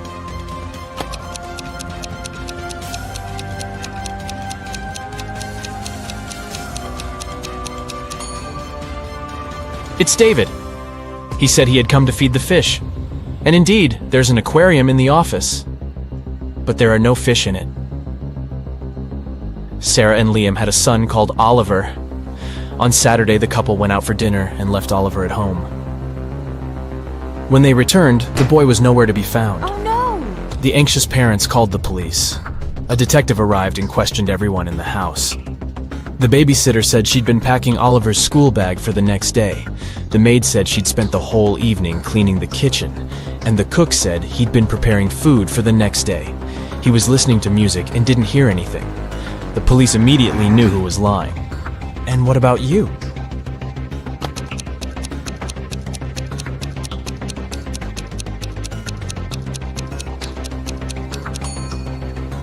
It was the babysitter. Children don't go to school on Sundays, so Oliver didn't need his school bag to be packed. Detective Adams arrived at the Museum of Modern Music because someone had stolen legendary shoes that belonged to Elvis Presley. A museum guard told the detective that they had reviewed the footage from security cameras and found out that all visitors had come in and left empty-handed, and the shoes were too bulky to put them in a pocket or under a t-shirt. Detective Adams examined the footage and said he knew who had stolen the shoes. Have you figured it out?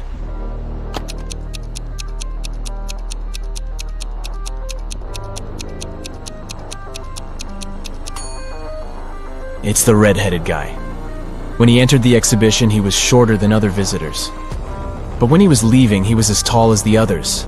He must be wearing Elvis's high-heeled shoes. Let's check how attentive you are. Look at this picture and try to figure out what's wrong here.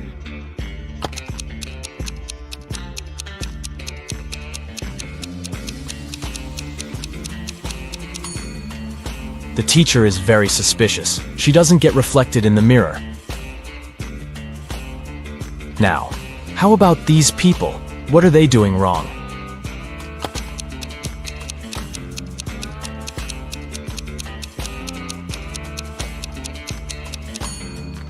See that coffee machine in the background?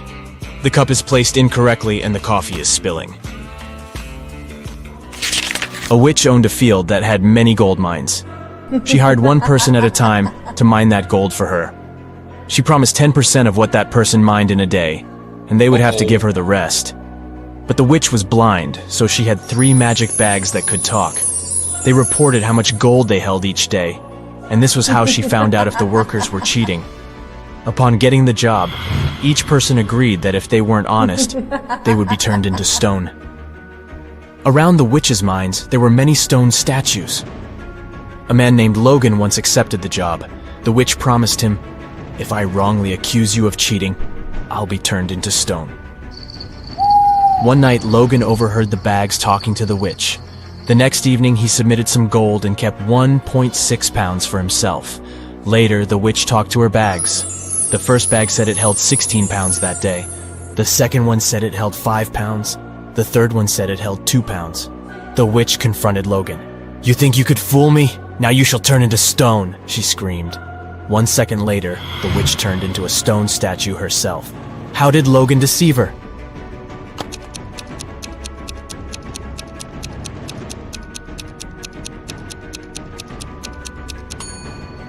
Logan put 2 pounds of gold in bag number 1, 3 pounds in bag number 2, and 11 pounds in bag number 3. He then put bag number 2 into bag number 3, and bag number 1 into bag number 2. Each of the bags only felt the weight of the gold above it. Thus, they inadvertently gave the message that 23 pounds of gold had been mined. 2 cars are driving through the city. They both started their journey at the same time. The green car is moving at a speed of 30 miles per hour. The yellow car is faster. Its speed is 50 miles per hour. And still, at one point, the green car comes across the yellow car. How is it possible?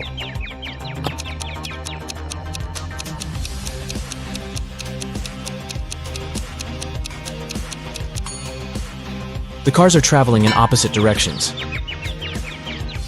Larry called the police because he had some concerns about his friend Brandon. He said, "Brandon has recently returned from Brazil and has been behaving strangely since then.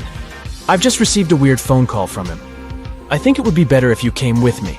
When police officers picked him up, Larry gave them the address. He explained he hadn't been there yet. Brandon rented the place soon after he came back from his trip. When they arrived at the house, they saw a mess inside. There was some paint spilled on the floor, and one police officer accidentally stepped into it. Larry noticed it. "How unlucky! Let me take you to the bathroom." After that, he immediately got arrested. Why? Uh-oh.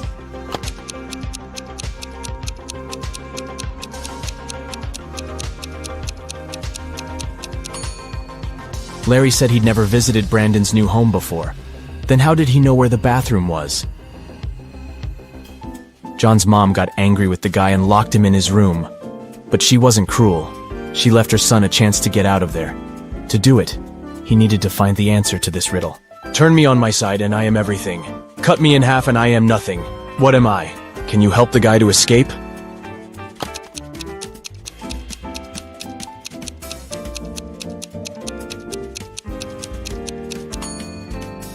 The answer is the number 8.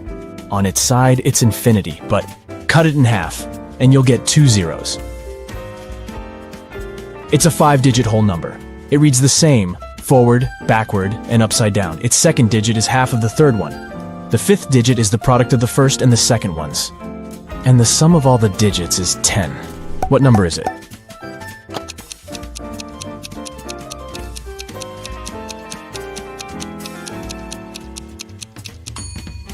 It's 10801. Eric got lost in a museum. While he was trying to find a way out, it got really late. All the doors were already closed. Finally, the guy saw 3 staircases. The first one was all covered in bizarre nettles with razor-sharp leaves and long spikes. The second had giant, stinking flowers with a stench almost impossible to bear. And the third staircase was an impassable jungle of cacti.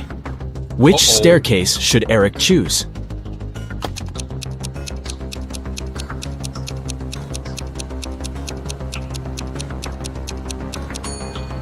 He should opt for the second staircase.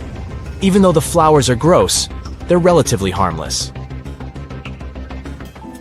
When you add 5 to 6, you will get 11. But when you add 6 to 7, you will get 1. How is that possible?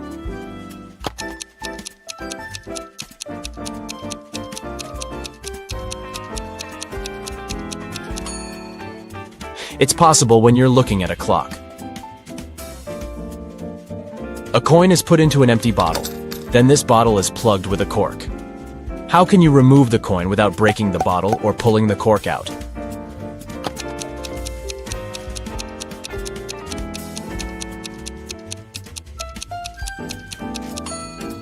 All you need to do is push the cork into the bottle and shake the coin out.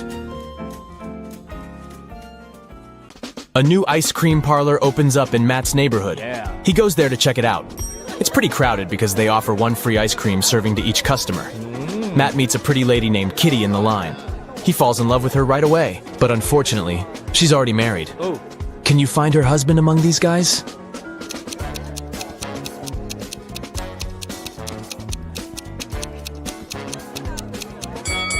It's the second man. He's the only one who doesn't hold any ice cream.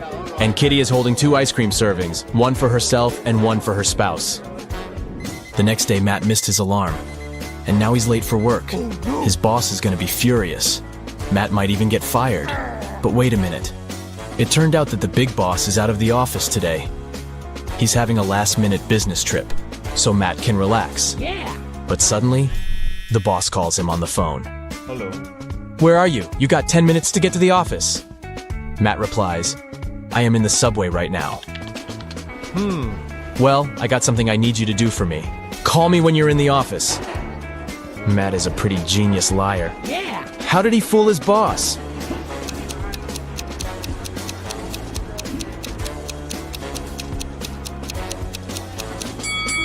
Matt had a subway noise track on his computer. He played it when he was on the phone with the boss. Clever. Matt enters the local bakery on the way to the office. Hello. The cook brings 2 trays with fresh tartines. Take your time and try to spot 10 differences between them.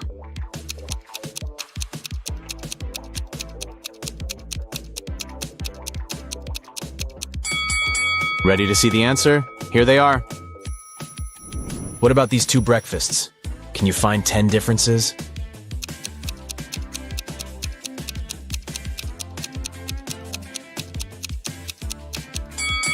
Over here. Matt arrives at the office. Oh no. Someone has changed the password on their corporate computer. It consists of 7 digits. Matt texts his coworker and asks about the new code. He receives the following reply. Can you help him figure out the code?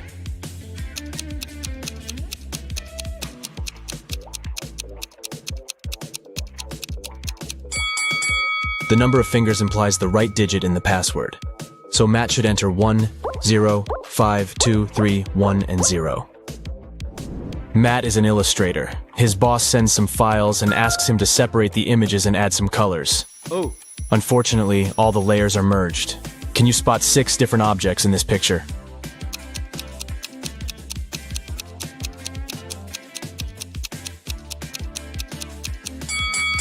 Here they are. What about this one? Can you spot 11 objects?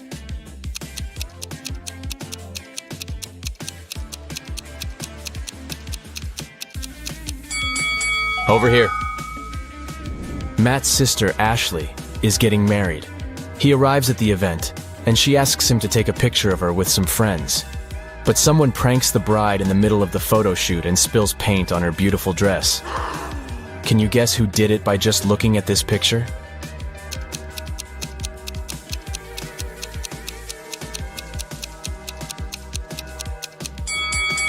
It's the man on the right.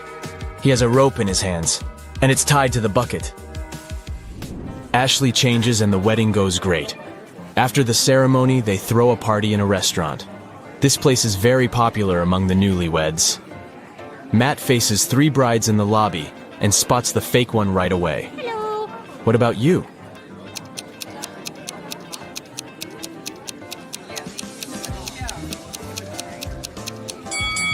It's the third lady. She's wearing regular jeans and sneakers under her dress. And also, she's wearing a wig. She must be just trying on a costume. The wedding dinner begins, and the waiters serve the first course. But suddenly, the lights turn off for 15 seconds. When the power is back again, Matt finds out that his golden watch is gone. He questions 4 suspects. Karen says, I was eating the wedding cake when the light turned off. It was delicious. Nick says, I was talking on the phone with my grandpa. When it got dark, I just continued our conversation. David says, I was washing my hands in the bathroom.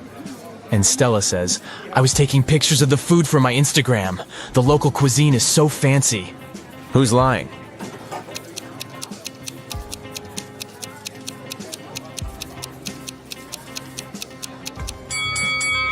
Karen. She said she was eating the cake. But take a look at the wedding cake. It hasn't been cut yet. The dinner has just started. It so happened that Matt is spending the Christmas holidays with 3 of his ex-girlfriends. They go to a fancy ski resort in Alaska. It was the first day of vacation when Matt was found poisoned in his bedroom. The police interrogate his ex-girlfriends. All the 3 ladies went away that day, and Matt stayed in the hotel for a nap. Megan says, "I was shopping all day long." Lola says, "I went to the beach to sunbathe and swim. When I returned, I found Matt lying unconscious." And Sophie says, "I went to the local coffee shop to write my novel. Nobody wanted to join me." Who's lying?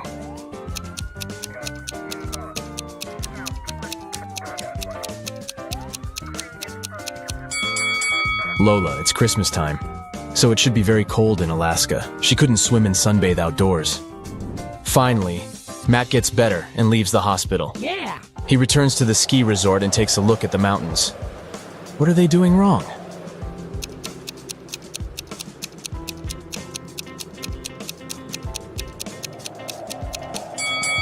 This guy is riding a snowboard. He doesn't need ski poles.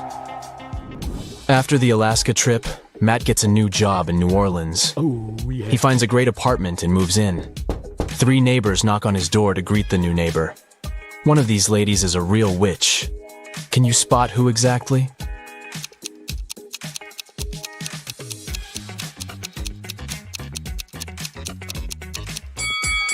The first lady brought a cake. It looks pretty innocent. The third lady brought a plant. Looking good too. But the second woman brought a basket with food. And there's a snake crawling around her gifts. Matt wakes up in a weird maze in the middle of the night. The only way to escape is to walk through this labyrinth. But unfortunately, there are 4 dangerous creatures waiting for him on the way. First of all, there's a Gorgon who turns everybody she sees into stone. Secondly, a werewolf. It's a full moon, so he's very hungry. The third creature is a tree goblin. He can grab people with his strong branches, and it's impossible to get out. And finally, there's a siren who can use her singing to make you do anything she wants. Luckily, Matt has 4 magic potions which can be helpful. Each potion has a 24-hour effect. If you spill the first potion on anybody, they'll become silent. The second potion will make any creature very weak. The third potion turns anyone into a vegan. And the fourth potion causes blindness. Can you help Matt distribute the potions among the creatures correctly?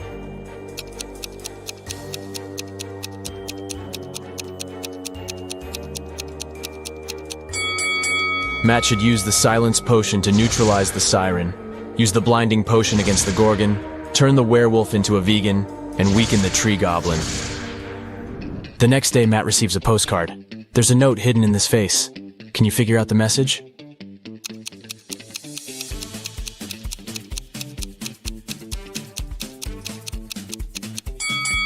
The features of this face form the word liar. Matt purchases a tour to see the sights of the state. He takes a nap on the train. After a while, he wakes up and sees that his tablet is missing. Matt interrogates 4 tourists nearby. Liam says, "Sorry, I was listening to the music and my eyes were closed. I don't know who did it." Willow says, "I think it was Ronald. He's very suspicious. Why would he need so many gadgets on a tourist trip?" Ronald says, "I have a bunch of my own gadgets. I don't need your old, outdated tablet." And Mary says, "I'm sorry, but I was sleeping. Can you spot the thief?"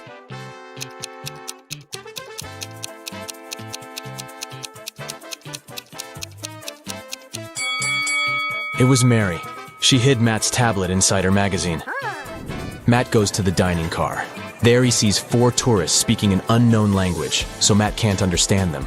But still, he manages to spot this lady's boyfriend right away. Can you see him too?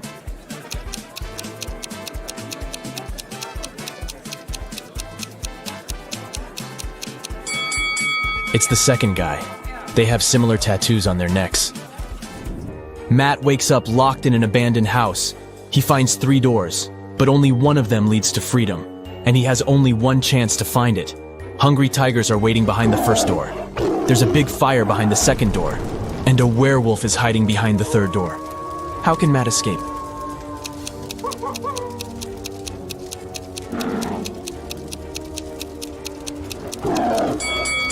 He should just wait until the fire goes out.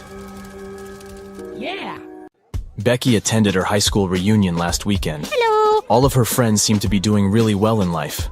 Connor showed up wearing clothes from expensive brands. Hello. Matilda had not just one, but two of the latest smartphones. Tom showed up in a fancy sports car, and Beth was wearing a luxurious watch on her wrist. Take a good look at Becky's friends. Can you tell who is really rich?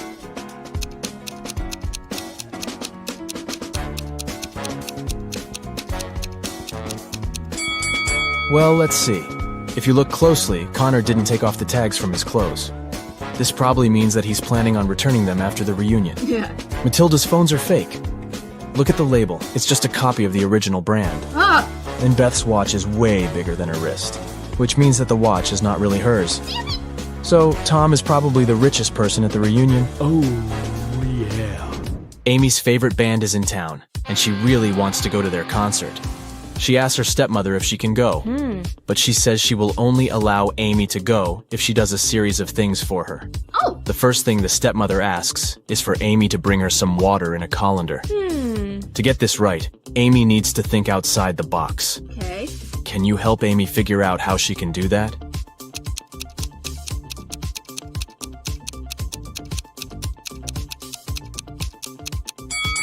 Amy needs to freeze some water and put the cubes in the colander. Yeah.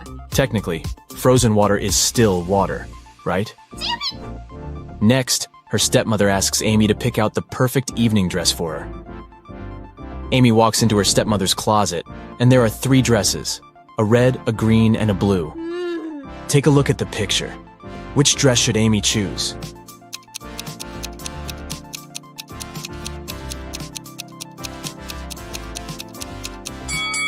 If you look closely, the button on the blue dress is about to come off. The green dress has a big paint stain on it, so Amy should pick the red dress. Yes. Before Amy can take the dress to her stepmother, the woman enters the room.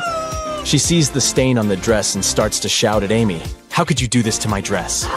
But Amy says she didn't do anything wrong, and that the paint was already there when she walked into the closet. Yes. The stepmother asks Amy to find the culprit. Oh.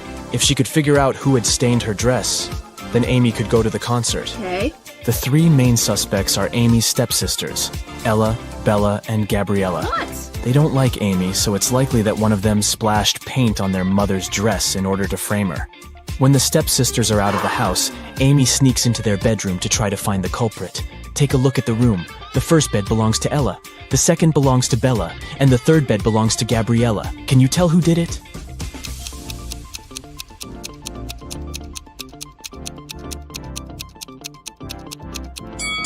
It was Gabriella. Her bed is the third one on the left.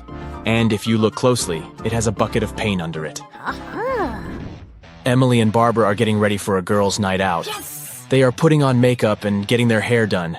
They have pretty similar tastes, and their things look pretty much the same. But one of them has more money than the other. Oh. Looking at the image, can you tell which one has the more expensive stuff?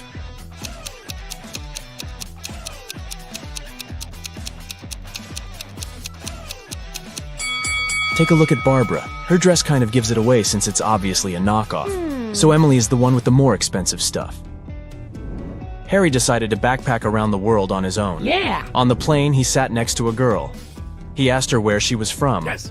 But instead of answering, she showed him 2 emojis on her cell phone. Oh.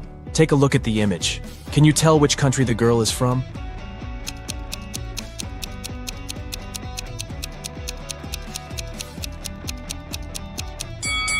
Let's see.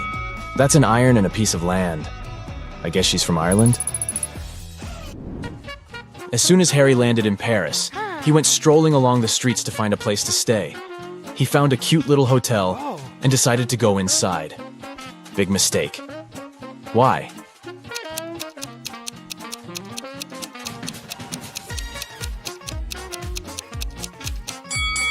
Take a look at the window on the last floor. It looks like there's a ghost. Yikes. I'd look for another place to stay if I were him. After he found a better hotel to stay in, he decided to get lunch. He ordered the classic French onion soup. But when his dish came, it was filled with cockroaches. He called the restaurant's manager to tell them about the incident. The manager said, "This is unacceptable. I will find the person who did this and fire them immediately." There were 3 suspects: The cook said that he had prepared the soup as usual. It was okay when he passed it to the waiter. The waiter said that he hadn't touched the soup. He just served it to Harry and hurried to take the order from another table. The manager also questioned the cleaner, who said that he had spent the last hours cleaning the bathroom and had no idea what the fuss was about. Can you tell who is guilty?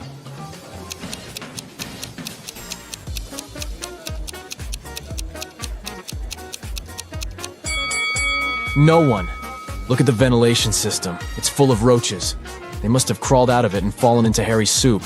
Yikes. There are 3 passengers in the business class of an international flight that is headed towards Rome. Take a look at these 3 people. The first lady looks pretty well dressed. She's wearing a luxurious designer handbag and is texting on her expensive phone. Hello. The guy in the middle is working with stock charts on his laptop, and the third guy is enjoying a cup of coffee while reading an article in the Financial Times. Can you tell which one is the real billionaire?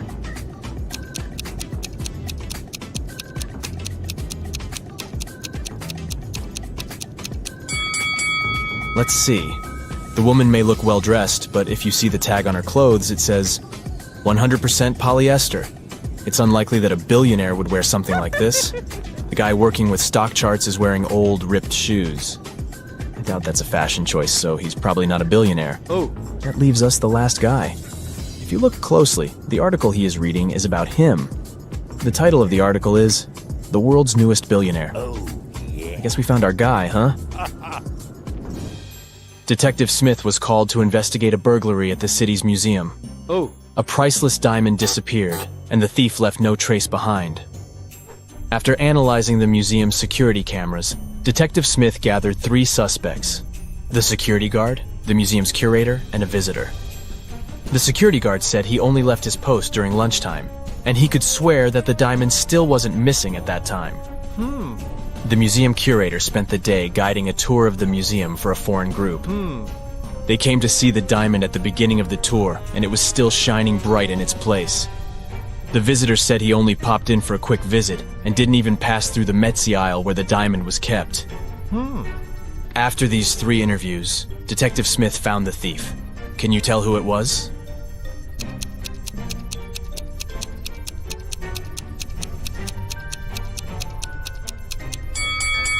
It was the visitor. First of all, he knew the exact location of the diamond inside the museum. Plus, take a look at that string he's fiddling with in his left hand. Detective Smith pulled it from under his sleeve and voila, the diamond was attached to it. I guess he didn't have time to go home and get rid of the diamond, huh? Julie and her friends decided to spend the weekend at a cabin in the woods. They arrived on Friday evening and spent the night playing board games and telling spooky stories. When they woke up on Saturday morning, they found that someone had stolen all their food supply. The door's glass was shattered, but other than that, there were no signs of who could have done it. So the group decided to search the surrounding woods to see if they could find the culprit. Take a good look at the scene the group stumbled upon and see if you can find out who took their food.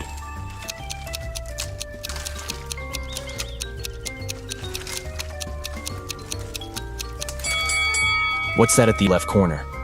Those look like bear footprints, huh? And not just one, but rather an entire family of bears. Oh, and they even left an Oreo wrapper on the ground as evidence. Yep, these grizzlies were the culprits for sure. Atlas woke up in the attic of an abandoned house. He tried to find a way out of the house, but all he could find was a room with 3 doors. Each door hid a different danger. The windows and floor behind the first door were made entirely of magnifying glass, which meant that the sunlight would probably burn him if he entered. The second door hid a room full of poisonous gas, and behind the third door was a hungry lion. What should Atlas do to escape?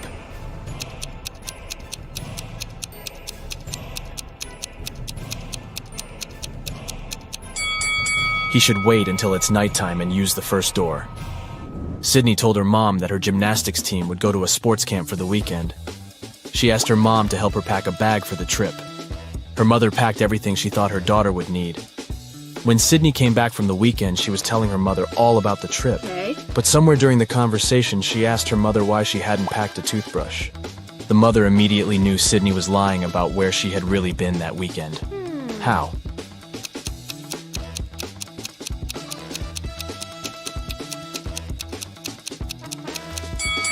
Because Sydney's mother did pack a toothbrush.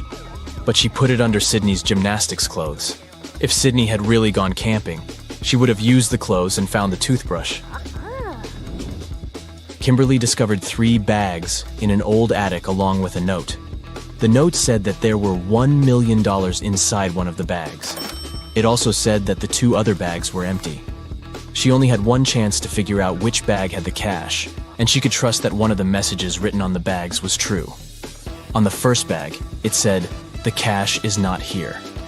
On the second bag, it was written, "The cash is not here." The last bag read, "The cash is in the second bag." If you were Kimberly, which bag would you choose?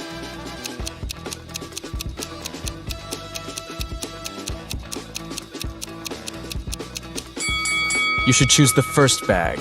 If only one of the clues is true, then the money is in the first bag. The police have been after Mr. Burke for many years, trying to prove he's involved in illicit activities, but they never managed to catch him. One day, Detective Lawrence decided to make a surprise visit to Mr. Burke's office. As soon as the detective arrived, Mr. Burke's secretary said he was away on a business trip. The detective asked to see Mr. Burke's office and took a picture of it, but he wasn't allowed to touch anything without a warrant.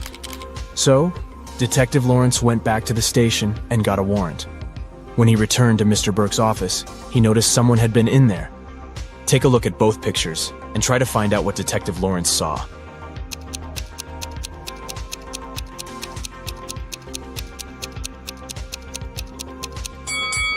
The desk lamp is tilted and the books are in different places. Someone definitely was in that room. Detective Lawrence decided to search Mr. Burke's entire office.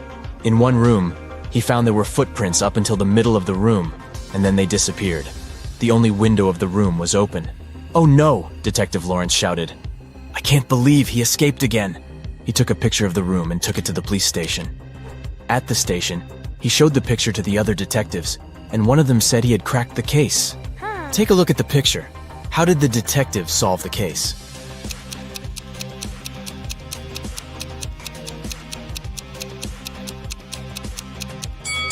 The detective understood that Mr. Burke was a shapeshifter.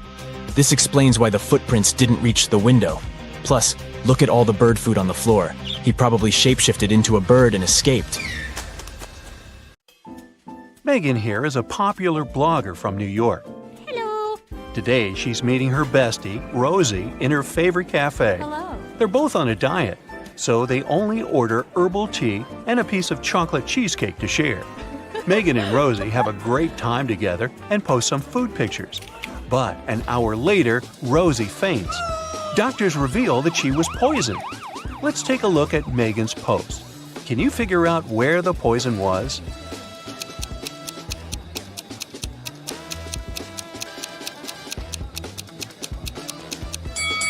Rosie put sugar in her tea, and Megan didn't, so the poison was in the sugar packet. After taking care of Rosie, Megan's finally headed home. The door in her apartment building has a combination lock, and someone has recently changed the 4-digit password. Luckily, Megan finds a hint nearby. Can you help her figure out the new code?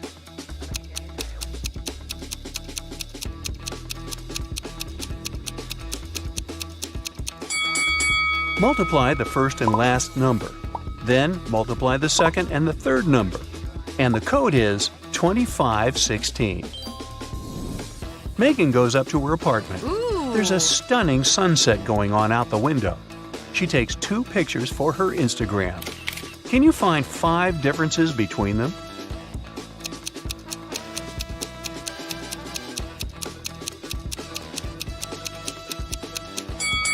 Ready to see the differences? Here they are. Megan decides to eat some snacks and watch the videos of her favorite bloggers. One of these 2 ladies is a millionaire, while the other one is broke. Oh. Can you guess who is who?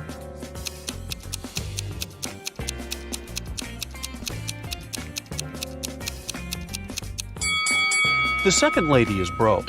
Can you see the Eiffel Tower and Big Ben in the background? She can't be in Paris and in London at the same time, can she? So her photo is fake, as well as her fancy lifestyle. Megan gets some cheesy comments from one of her subscribers, What? Evil Eye. But she doesn't take it seriously. She spends a great night with her friends. Late at night, Megan is walking back home alone. Suddenly, Evil Eye appears right in front of her. He grabs Megan and puts her into the trunk of his car. Megan faints. After a while, she wakes up in a basement and sees her fan drawing some sort of a flower on the floor. He says, "2 letters are missing here. Guess which ones and I'll set you free. If you don't, you'll stay here forever." Can you help Megan out?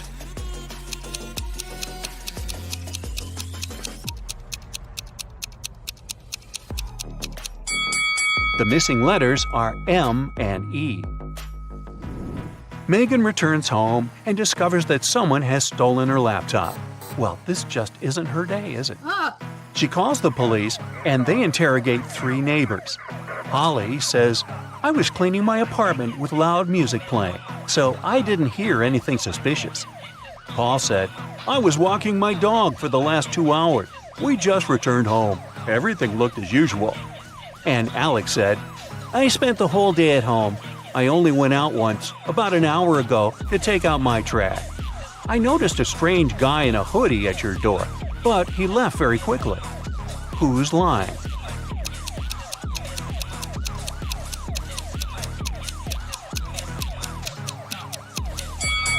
Alex.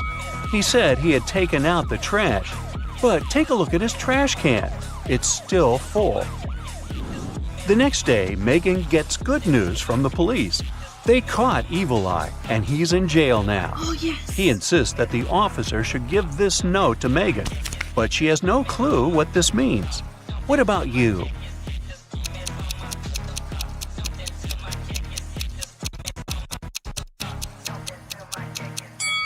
Ready to see the solution? The note literally says, "Jailbreak at 11 a.m." Yay! Megan's favorite blogger has just posted a "What I Ate in a Day" video. Oh, yes. See if you can spot anything odd here.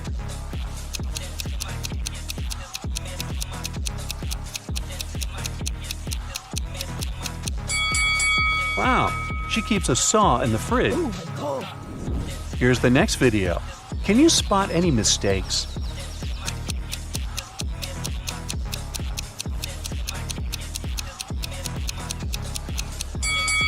Yep, this rainbow is fake. Today is Megan's 30th birthday. She's been preparing for a party for weeks. She bought a beautiful dress, cooked plenty of food, and decorated the apartment. A lot of friends are invited, including Megan's boyfriend, Jeff. Before the event, he calls Megan saying, "I'm in the office right now, but I promise to be at your place at 8 o'clock. Jeff comes home at 8:05. He brings flowers, a birthday cake, and a diamond necklace. But Megan is really mad. She throws the flowers into his face and bursts into tears. Why?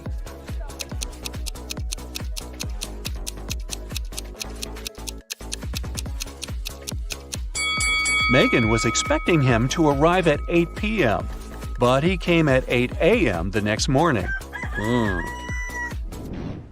In the evening, Megan decides to go buy some ice cream. She walks towards her favorite corner store on the block. Megan meets the owner of this store, Ted, on the street. Masked Man has just robbed the store and took all the cash. Megan explores the space and the broken shelves. Then she says, "I don't think it was just an ordinary robbery. The thief must be your enemy." Oh, really? How did she know?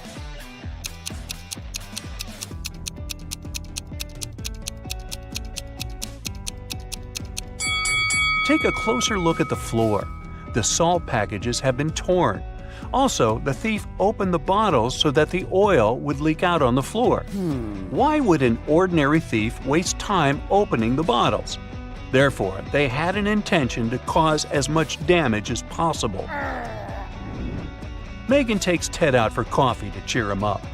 The waiter brings them 2 identical servings. Well, almost identical. Can you spot 3 differences between them?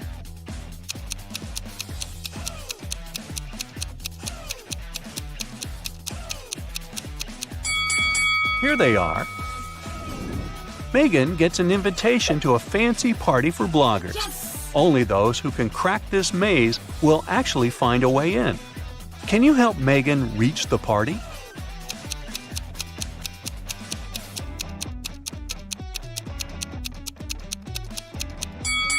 She should choose the third route. Megan reaches the final destination. There are 3 doors, all covered with graffiti. Can you help her guess where the party is taking place?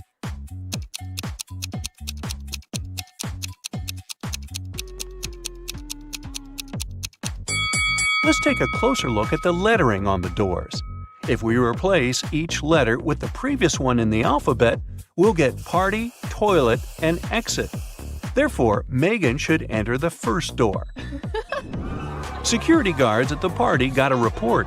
Several criminals are planning to get in. That's why they scan everyone's bags very carefully. They find 3 suspicious people and arrest them. But one of them is innocent. Can you guess who?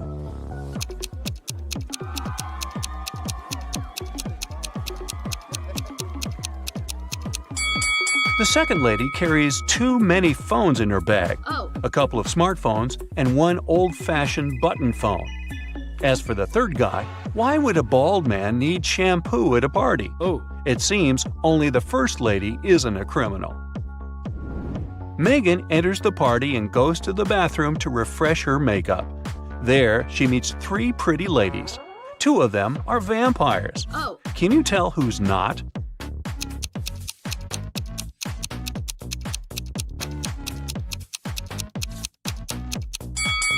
This lady who's standing next to Megan is a human because she has a reflection. Therefore, the 2 others are vampires. Megan wants to rent a cozy cabin to spend a weekend in the woods. Yeah. She's looking through a special app and finds 4 available options, but only one of them is safe enough. Can you help Megan make the right decision?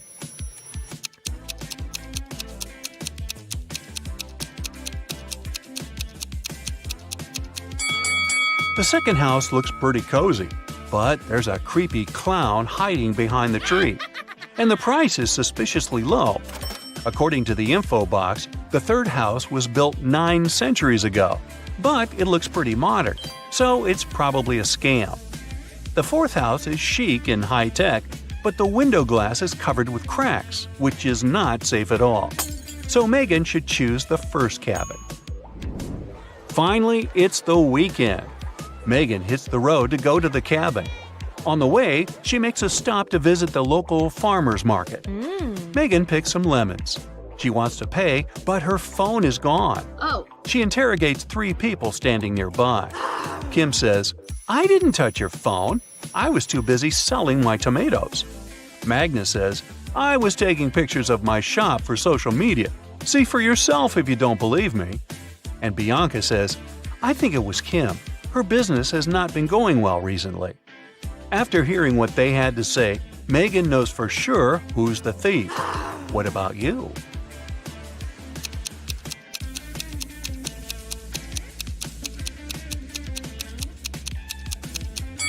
Check out Magnus's basket with vegetables. He hid Megan's phone among the carrots. Megan orders a beverage at the local coffee shop and looks around. Hello. One of the customers is not human. Oh my God. Can you figure out who?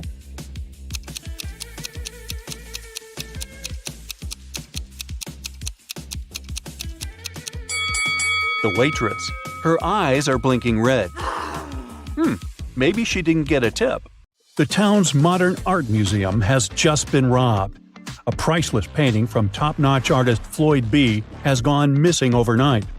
The museum's manager called Detective Pressfield to help. As soon as he arrived at the museum, he asked to see the security footage of the previous night. He identified 3 suspicious individuals staring at the painting for longer than usual. The first person, wearing a blue jacket, entered through the museum's front entrance. The security camera caught her staring at the painting from several angles, like she was measuring it. The second person, wearing a red hat, left the museum through the side exit, which is pretty suspicious. And the last person, who was wearing a black face mask, spent a long time looking at the museum's ceiling, trying to identify where the security cameras were located. Take a look at the footage. Can you guess who's the most likely thief?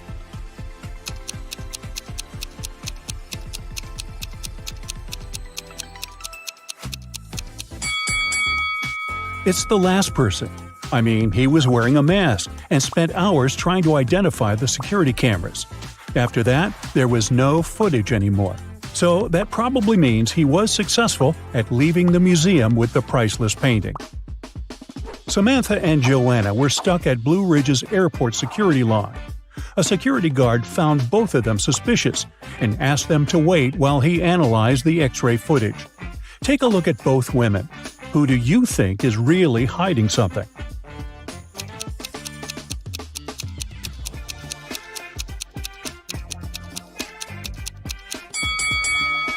Well, Samantha has a suspicious face, but she probably just wants to go to the bathroom or something. Now, Joanna is definitely hiding something under her skirt.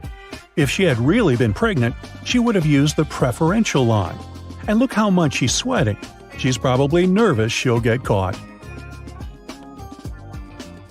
Detective Sharon's office was called to investigate a series of mysterious break-ins happening in a fancy neighborhood.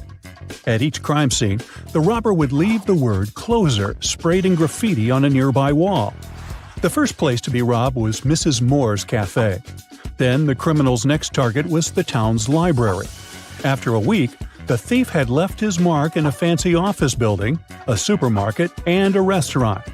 It took Detective Sharon a while, but she soon understood there was a pattern to the break-ins, and she was even able to predict what the next break-in would be. Can you figure out what it was?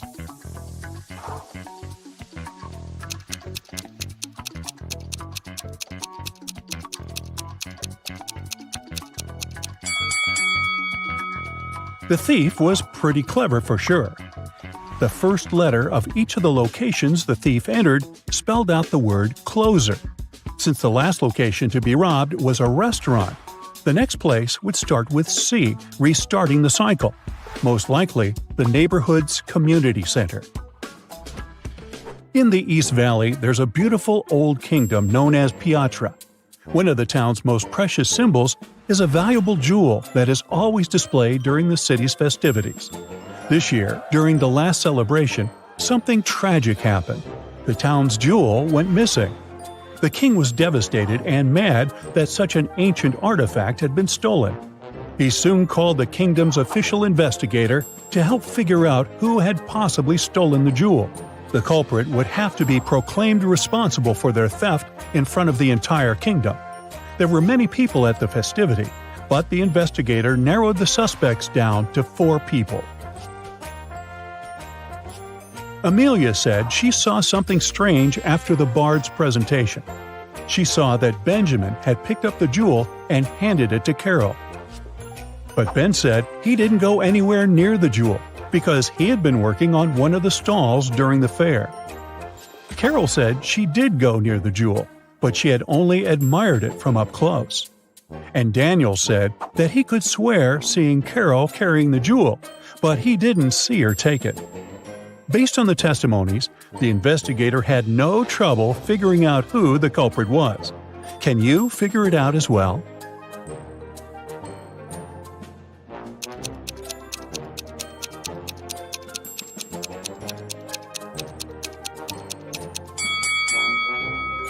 It was Carol. Almost everyone thought she was involved in the crime. And plus, if you zoom in on her bag, you'll see something pointing. Sure looks like a jewel, doesn't it? The town's only DVD rental shop suffered a robbery last night. The store's owner called the police station to report the crime. The detective almost couldn't believe what he was hearing. After all, why would someone steal a DVD when there are so many streaming channels nowadays? The detective asked to see the footage from the security camera and identified 3 main suspects. Sarah was a middle-aged woman. She said she still owned a DVD player and preferred to watch movies the old way, so she regularly rented from the store. Alex was a recently retired movie director, and one of his favorite pastimes was going to the store. He said he hadn't noticed anything strange the day before, except for a random teenager that walked inside. David was in his teens, and he spent hours in the shop by himself. He said he was doing research for school, but swears he didn't take anything. Can you tell who did it?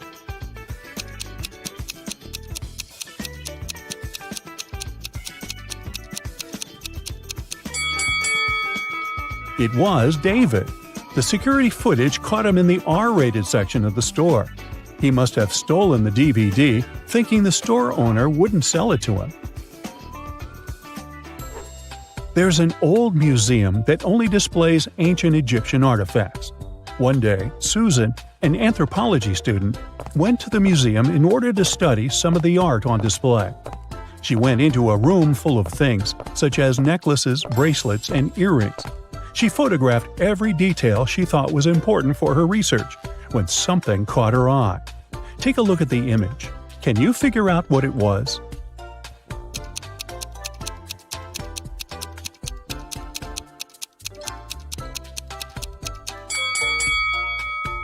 Look at those earrings. They look completely fake.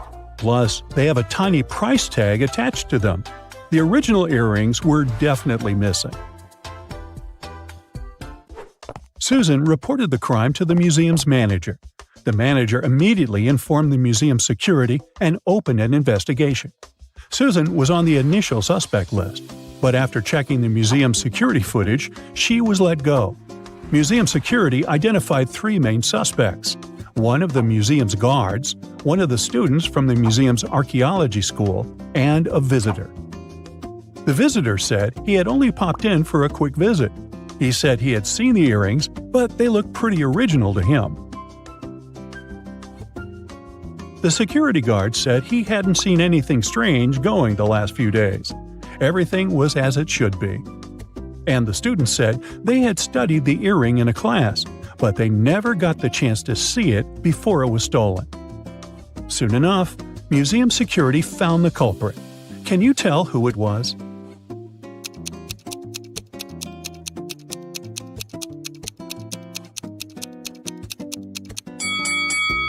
It was the visitor. When security went to investigate the suspects, they never mentioned that the original earring had been exchanged by fake ones. The fact that he knew there was an original version means that he was the one that swapped them. Yikes. Maya was working on her latest artwork, which was commissioned by a high-end gallery in town. Suddenly, all the lights in her studio went out, and since it was nighttime, she was left completely in the dark. She heard footsteps approaching the studio door, and the next thing she knew, she was feeling dizzy. Maya passed out and woke up in a tiny room that had nothing other than a metallic door. She tried to open the door, but it was locked. That's when she noticed that beside the door, there was a little device where a red sign appeared asking for a password.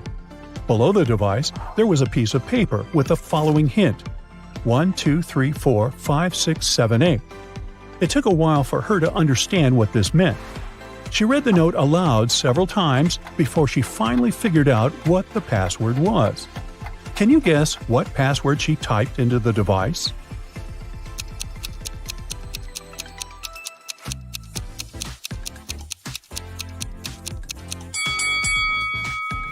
Here's how it works.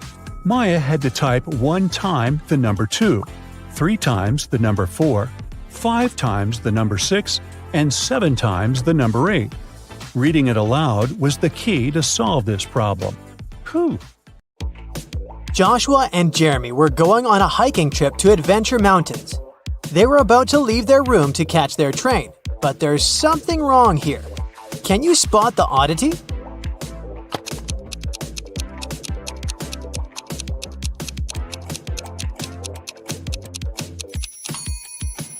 Well, they're going hiking, but Joshua is wearing shiny business shoes. Those will be too slippery on the mountains. Once they arrived at the train station, Jeremy realized that he had forgotten the tickets. They went to the ticket sales booth to explain their situation. The salesman told them he might be able to give them new tickets, only if they could answer his riddle correctly.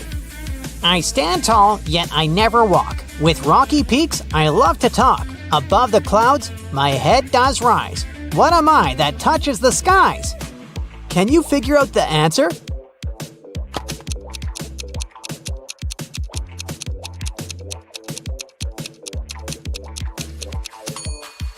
It's a mountain.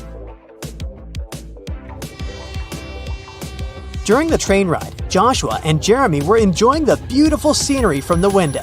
But then, suddenly, Jeremy screamed. Can you tell why?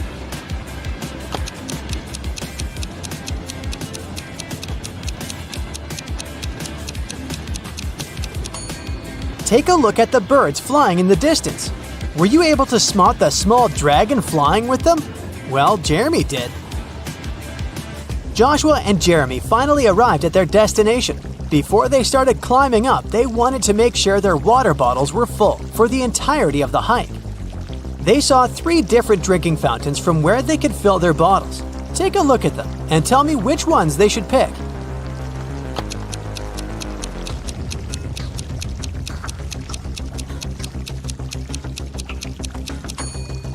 If you look closer at the first fountain, you can see a snake's tongue sticking out in the water flowing from the fountain tap.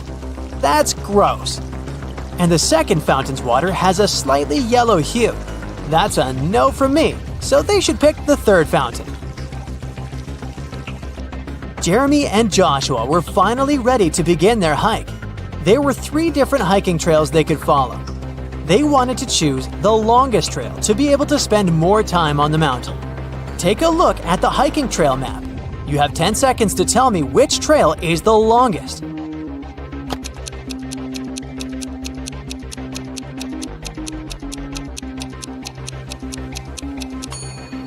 It's the second trail. During their hike, Jeremy wanted to take some photos for his social media account, so they decided to go off-path, deep into the forest. But suddenly, an elf stopped them and said, I am the guardian of this forest. I won't allow you to walk any further. Unless you know the answer to this riddle. I have cities but no houses, forests but no trees, and rivers but no water.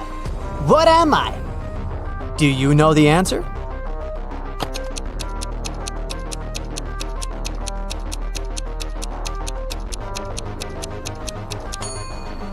It's a map. It became dark before Jeremy and Joshua could get back on the hiking trail. They decided to spend the night in the forest, just in case. Can you help them pick which tree they should build their tent under?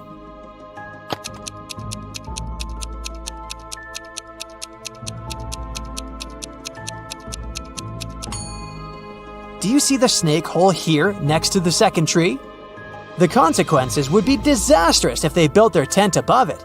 And as for the third tree, there's a bee's nest on one of the branches, so it wouldn't be wise to pick that one.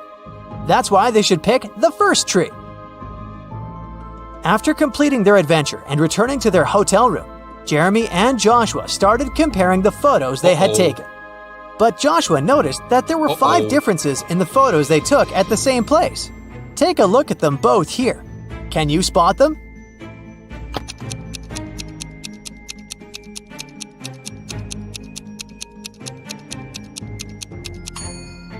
In the first photo, the mountaintop view is covered with snow, but that's not the case in the second photo.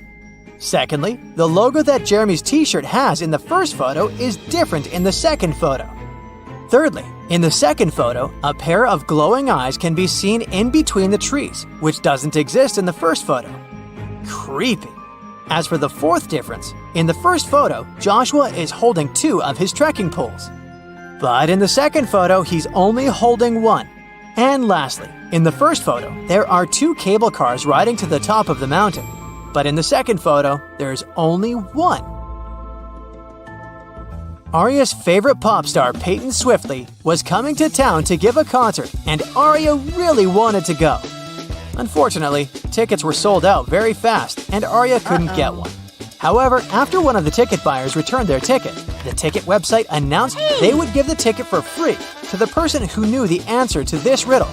I'm full of keys, but I can't open any locks. What am I? Can you help Arya out?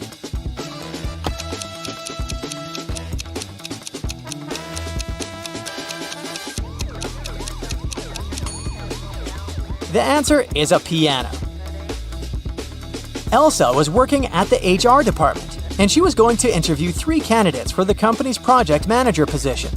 But as soon as Elsa greeted them, she noticed that one of them was not human. Can you tell who?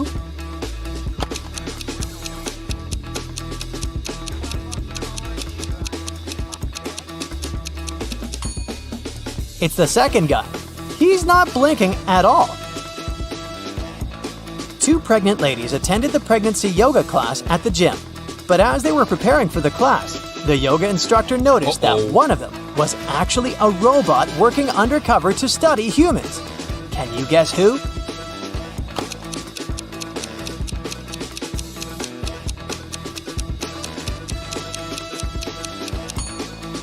The second lady is holding an inflatable fitness ball. The weight indicated on the ball is probably just a joke because air cannot weigh that much. Meanwhile, the first lady broke the scales. She's very petite despite being pregnant. If she was a human, her weight wouldn't be able to break these scales. Brandon finally convinced his dad to give money to him to go camping with his friends, with only one condition. He wanted Brandon to send him a photo from the camping trip every day. But the first day he sent him a photo, his father could tell that Brandon lied to him, and he didn't go camping at all. How did he know?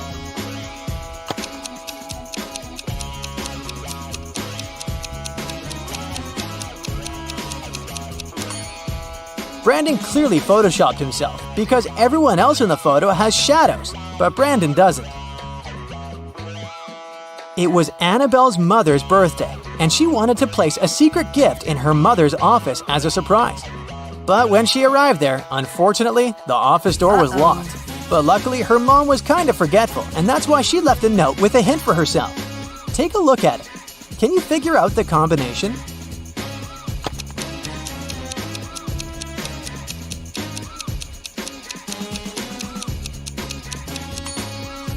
Each number is the number of lines in the respective letter.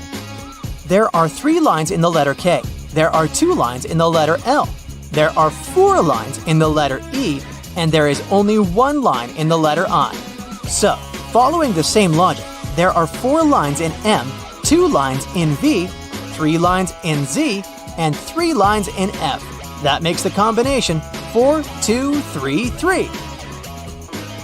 Casey wanted a new hobby for herself, so she decided to learn knitting and crocheting. She went to the crafting store to buy supplies.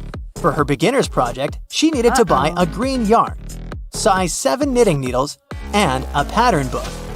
Take a look inside the store. Can you help her find all these items?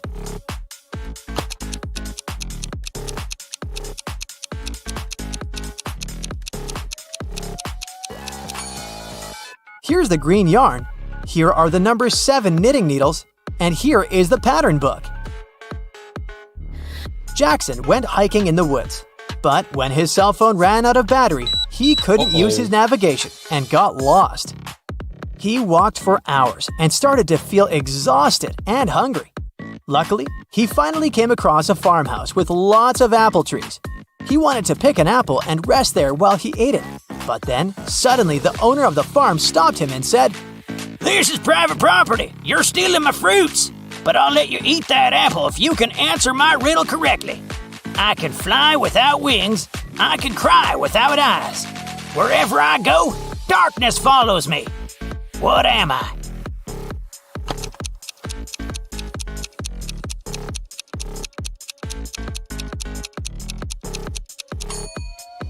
The answer is a cloud.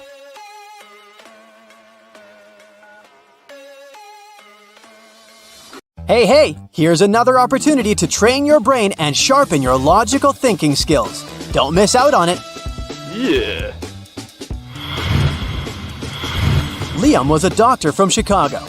Once, he asked his boss to let him attend a medical conference in Berlin. The boss let Liam go but asked him to send a photo report as soon as he got to Europe. The next day, the boss received a message from Liam that said, "Hello from Germany, that's me right now." A photo was attached to the message. After looking at it, the boss realized Liam had lied to him. How did he figure it out?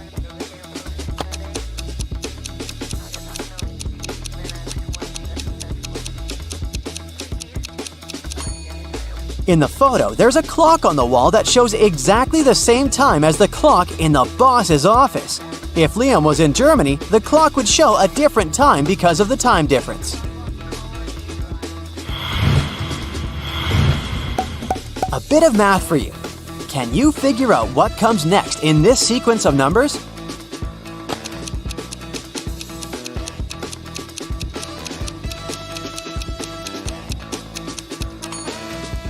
It's gonna be this long number. You see, each next number is a verbal representation of the number before it. This way, if we start with 1, the next number in the sequence will be 1, 1. And the next one is 2 ones. And then we've got 1, 2, 1, 1, and so on.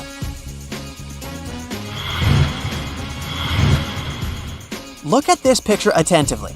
The guy has sent a message to his girlfriend. He seems to be missing her very much, but is it true? Can you figure out if he might be cheating on her?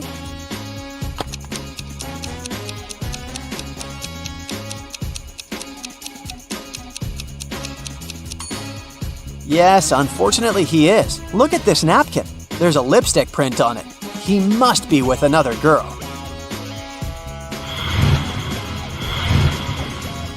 Once, a man came to a police station. He said he'd been robbed on his way to the bank. He was carrying a briefcase with a big sum of money when a man wearing a black mask and gloves attacked him. The robber snatched the briefcase and ran away. The police officer listened to the man and asked him about a fresh cut on his right cheek. The man replied that it was from a ring the criminal had been wearing. After these words, the policeman immediately knew the man was lying. How did he realize it? Are you as attentive as the police officer to figure it out?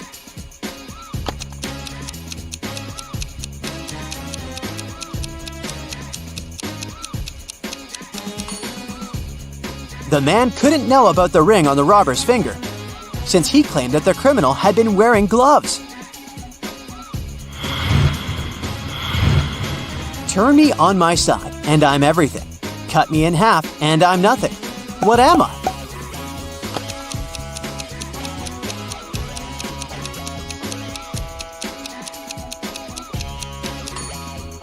I'm the number 8. On my side, I look like an infinity symbol. And cut in half, I'm just 2 zeros. Look at these people very attentively. Your task is to find out which girl the man is interested in. Remember that the answer here lies in the details. And this puzzle can tell us how good you are at reading people. Our body language can tell other people a lot about us. The way you sit, stand, and even move your arms can give away what you're thinking about or how you feel. The girls in the picture have different postures and facial expressions. And once we look closely, we will understand that the man is clearly interested in the girl who is most interested in him. But which one is it?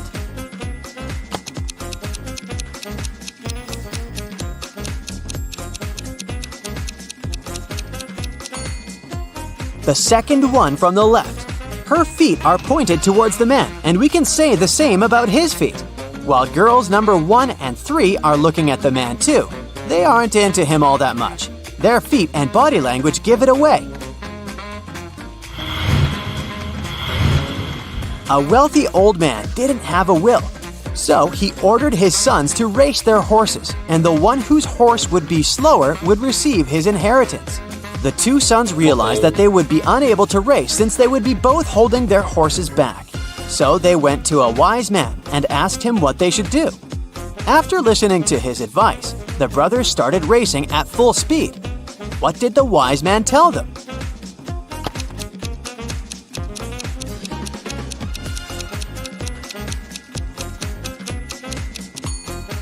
He recommended switching horses. Now, whoever wins the race will get the inheritance because they will technically own the losing, slower horse. 4 people came to a river with a narrow bridge that could only hold 2 people at a time. It was nighttime, and they had just one torch that had to be used when crossing the bridge. Person A needed 1 minute to cross the bridge, and Person B could do it in 2 minutes. It took Person C 5 minutes to get to the other side, and Person D needed 8 minutes. If two people were crossing the bridge together, they had to move at the slower person's pace. Can all these people get across the bridge within 15 minutes or less?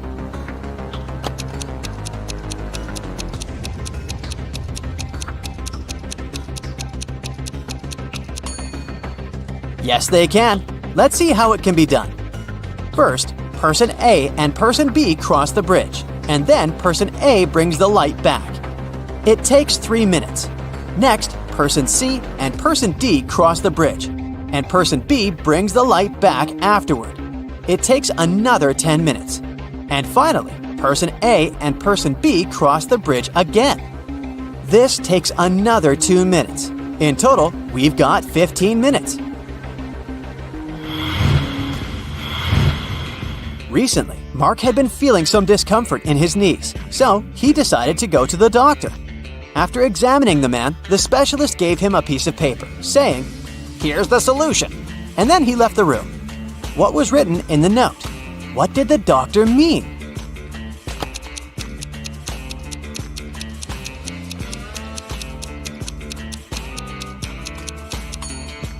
The treatment is a painless operation. The missing letters spell out pain. Thus, Mark should have a painless operation. Thomas was talking with his colleague, and she asked him how many kids he had. He answered that he had 3 children, and she asked him about their ages. Thomas replied, "The product of their ages is 72, and the sum of their ages is the same as my house number." His colleague was confused. The next time she was invited to Thomas's house, she paid attention to his house number, and still, she couldn't figure out the kids' ages. Tom decided to help her. "Oh, that's right, I forgot to tell you the oldest one likes chocolate pudding." And after that, his colleague figured out the ages of the 3 children. Have you understood how old they are?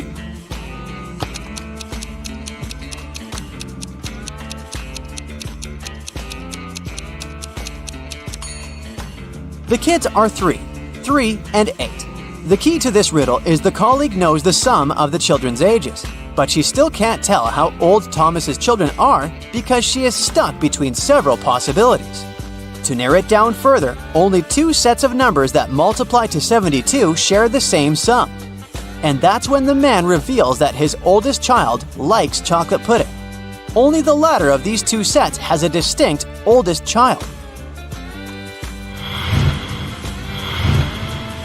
Imagine that you're in a dark room. There's a candle, a wood stove, and a gas lamp there. You only have 1 match. What do you light first?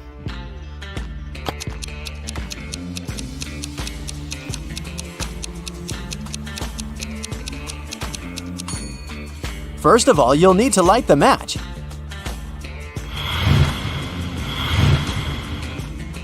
These 5 bags of gold all look identical.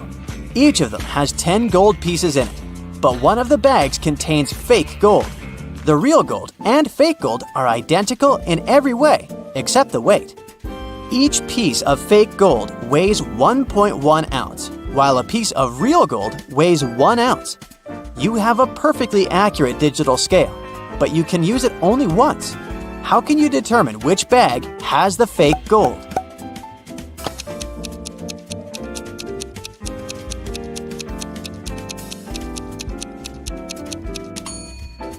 You should take 1 gold piece from the first bag, 2 from the second bag, 3 from the third bag, 4 from the fourth bag, and 5 from the fifth bag.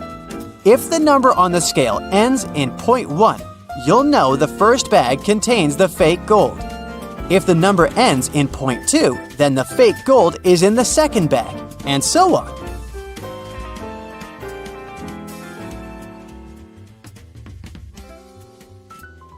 I know something that will wake your brain up better and faster than coffee. Yep, it's time to find your magnifying glass. Oh my god. Look at this picture attentively. What's wrong here?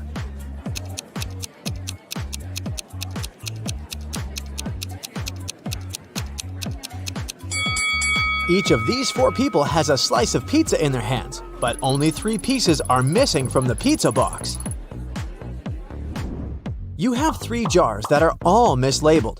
One jar contains apples, another contains oranges, and the third jar contains a mixture of both apples and oranges. You are allowed to pick as many fruits as you want from each jar to fix the labels on them. What is the minimum number of fruits that you have to pick and from which jars to correctly label them? Yeah.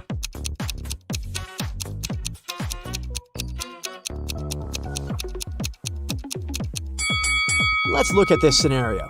You pick a fruit from the jar labeled apples and oranges, and you get an apple. That means that the jar should be labeled apples. Now, the jar labeled oranges has to be labeled apples and oranges.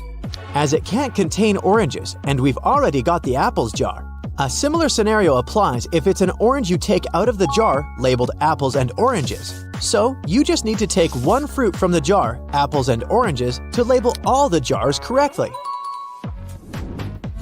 A farmer once challenged an engineer, a physicist, and a mathematician to fence off the largest amount of area using the least amount of fence. The engineer shaped his fence like a large circle and said it was the most efficient way. The physicist made a long line and said that fencing off half of Earth was the best. The mathematician laughed at them and showed his design, which beat the others. What did he do?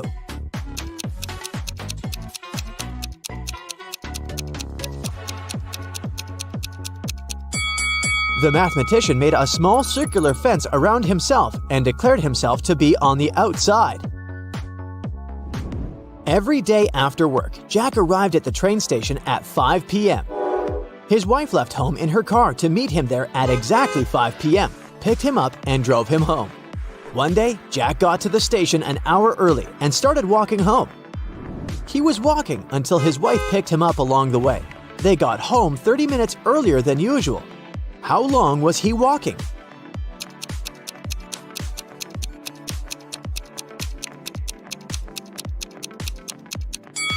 The best way to think about this problem is to consider it from the perspective of the wife. Her round trip was decreased by 30 minutes, which means each leg of her trip was decreased by 15 minutes. It means that Jack must have been walking for 45 minutes. Logan is a special agent who's trying to catch a notorious villain. After long months of investigation, he finds the criminal's headquarters. But the door is locked, which is not a surprise really. Logan sees a screen next to the entrance. He touches it, and the display lights up. It must be a riddle. And our special agent needs to solve it to get inside. Add one line to make it right. 9.50 equals IOIOIO. Logan cracks the puzzle in no time. What's the answer?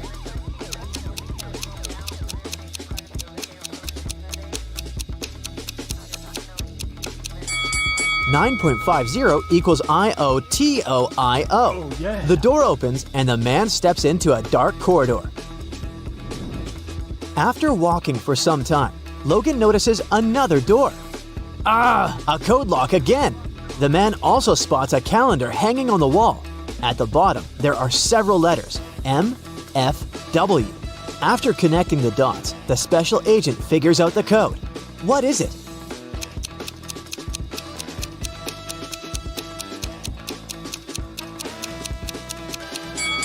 It's 153.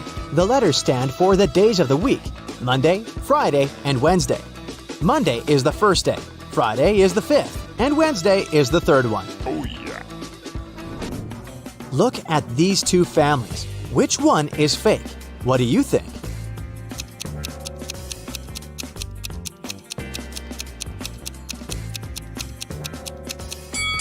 Well, the family on the right has weird dietary habits. They allow their son to eat the whole cake on his own.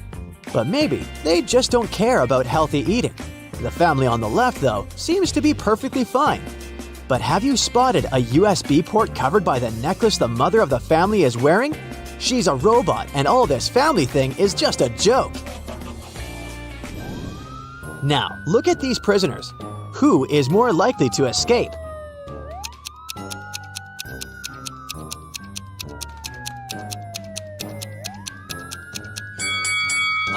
Gotcha! Neither of them. The one on the right will be stopped by the prison guard, while the one on the left will end up face to face with these pretty unfriendly dogs. How about these girls? Which one lacks common sense?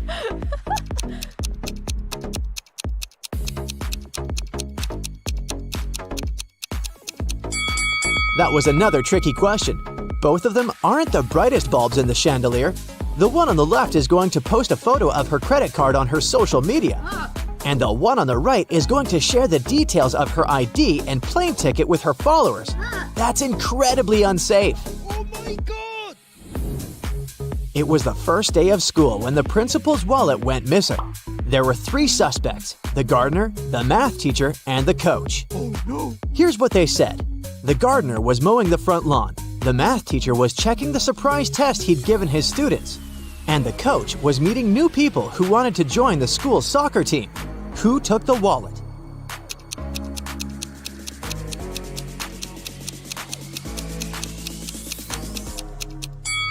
It was the math teacher. No one gives surprise tests on the first day of school.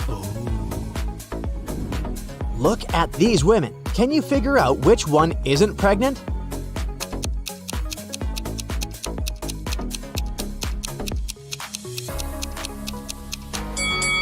It's the woman on the right. Her belly is strangely shaped, and something seems to be moving under her clothes. Ugh, creepy. One day, the emperor asked his general what he should choose if he was offered either justice or a lot of gold. "I'd choose the gold," the general answered without hesitation. The emperor was taken aback. Oh. "I would have been disappointed even if this was the choice of a servant," the emperor said. "But coming from you, it's not only disappointing but also shocking and sad."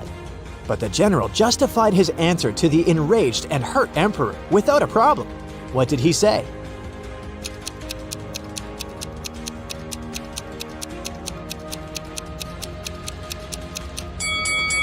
He said that people asked for what they didn't have. "Under your majesty's rule," he then added, "justice is available to everybody. But I am a spendthrift and always short of money. That's why I said I would choose the gold."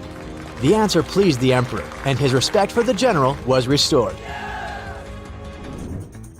The police arrived at a ski resort early in the morning. At night, someone attacked the manager of the hotel, and he was taken to a hospital, still unconscious. The police suspected 3 people, Laura, James, and Arthur, who had arrived the day before. The officers inspected their rooms, and here's what they found. Look at these things attentively and try to understand who attacked the manager.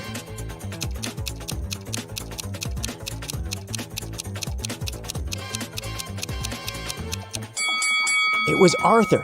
Look, he doesn't have any warm clothing, which means he didn't come for skiing. Oh no!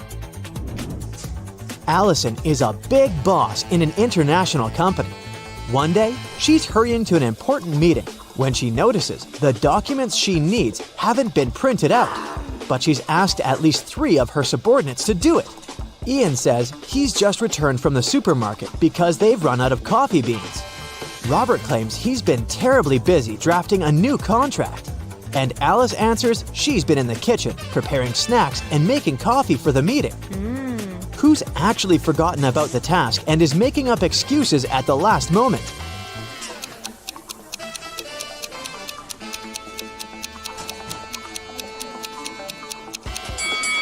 It's Alice. There's no coffee in the office. Then how could she make it? Rich businessman Mr. Hudson had a serious disease and was staying at the best hospital in the city. He was treated with pills invented by a scientist working in that hospital.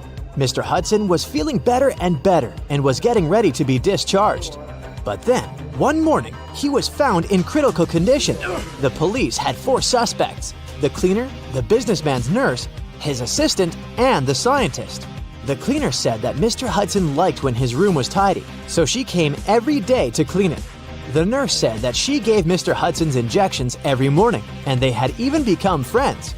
The scientist was very upset. His disease was complicated, but we've made such progress. And today, this happened. And the assistant answered that her boss asked her to bring his favorite sweets every day. And she did just that. Can you figure out who caused the worsening of Mr. Hudson's condition?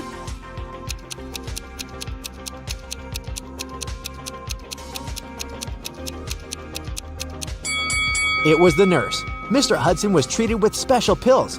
What injections is she talking about? What? Harrison was walking home when someone threw something at him and knocked the guy out. When he came round, he found himself in a room with 4 doors and a tiny window. Harrison opened the window, but it was too small for him to squeeze through. Suddenly, the guy spotted a piece of paper lying on the floor. It was a note that said, "Only one door leads outside. The other 3 doors don't lead anywhere. You can try to open just one door and only once. If you don't succeed, all of them will be locked forever." Harrison thought for a while and made the right choice. How did he figure out which door was the one he needed?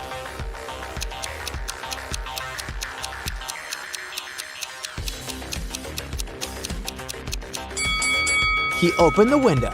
This created a draft. The guy checked the keyholes and felt some cool air coming from one of them.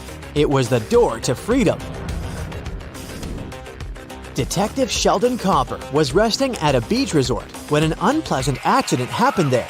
Someone pushed elderly Mrs. Stevenson into the swimming pool when there was no one around.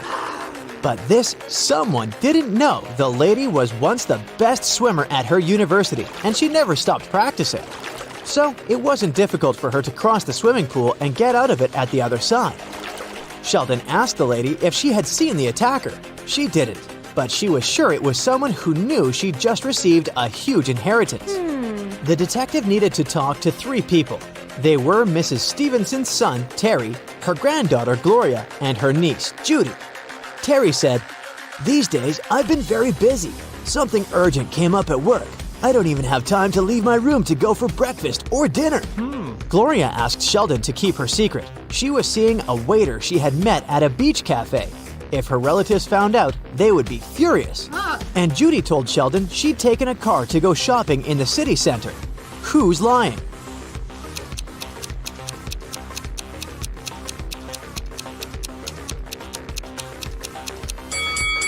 Terry. The man looks sunburned. But how can it be if he hasn't left his room for days? Jaden bought a beautiful ring for his girlfriend. He wanted to propose to her at the weekend. He left the ring on his desk at home and went to work. But when he got back in the evening, he didn't find the ring. Only his 3 sisters were at home that day, and none of them liked his girlfriend. He went to question each of them. Mia was in her room. She said she'd spent the whole day there painting the walls.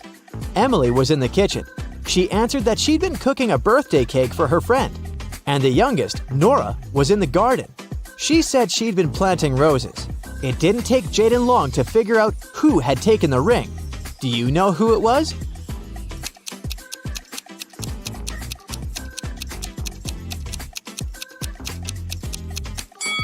It was Nora. She looks too tidy for a person who was supposedly spending the entire day in the garden. What? Plus, she doesn't have any gardening tools. The best player of Julian's volleyball team disappeared right before the game. Julian's main suspects were 3 players from the rival team. Jackson said, "I've just returned from the gym. I was warming up before the competition." Leo had to pick up his wife and daughter from the hospital, and Ryan claimed he'd fractured his leg. And the team doctor was giving him a massage. Who's behind the player's disappearance?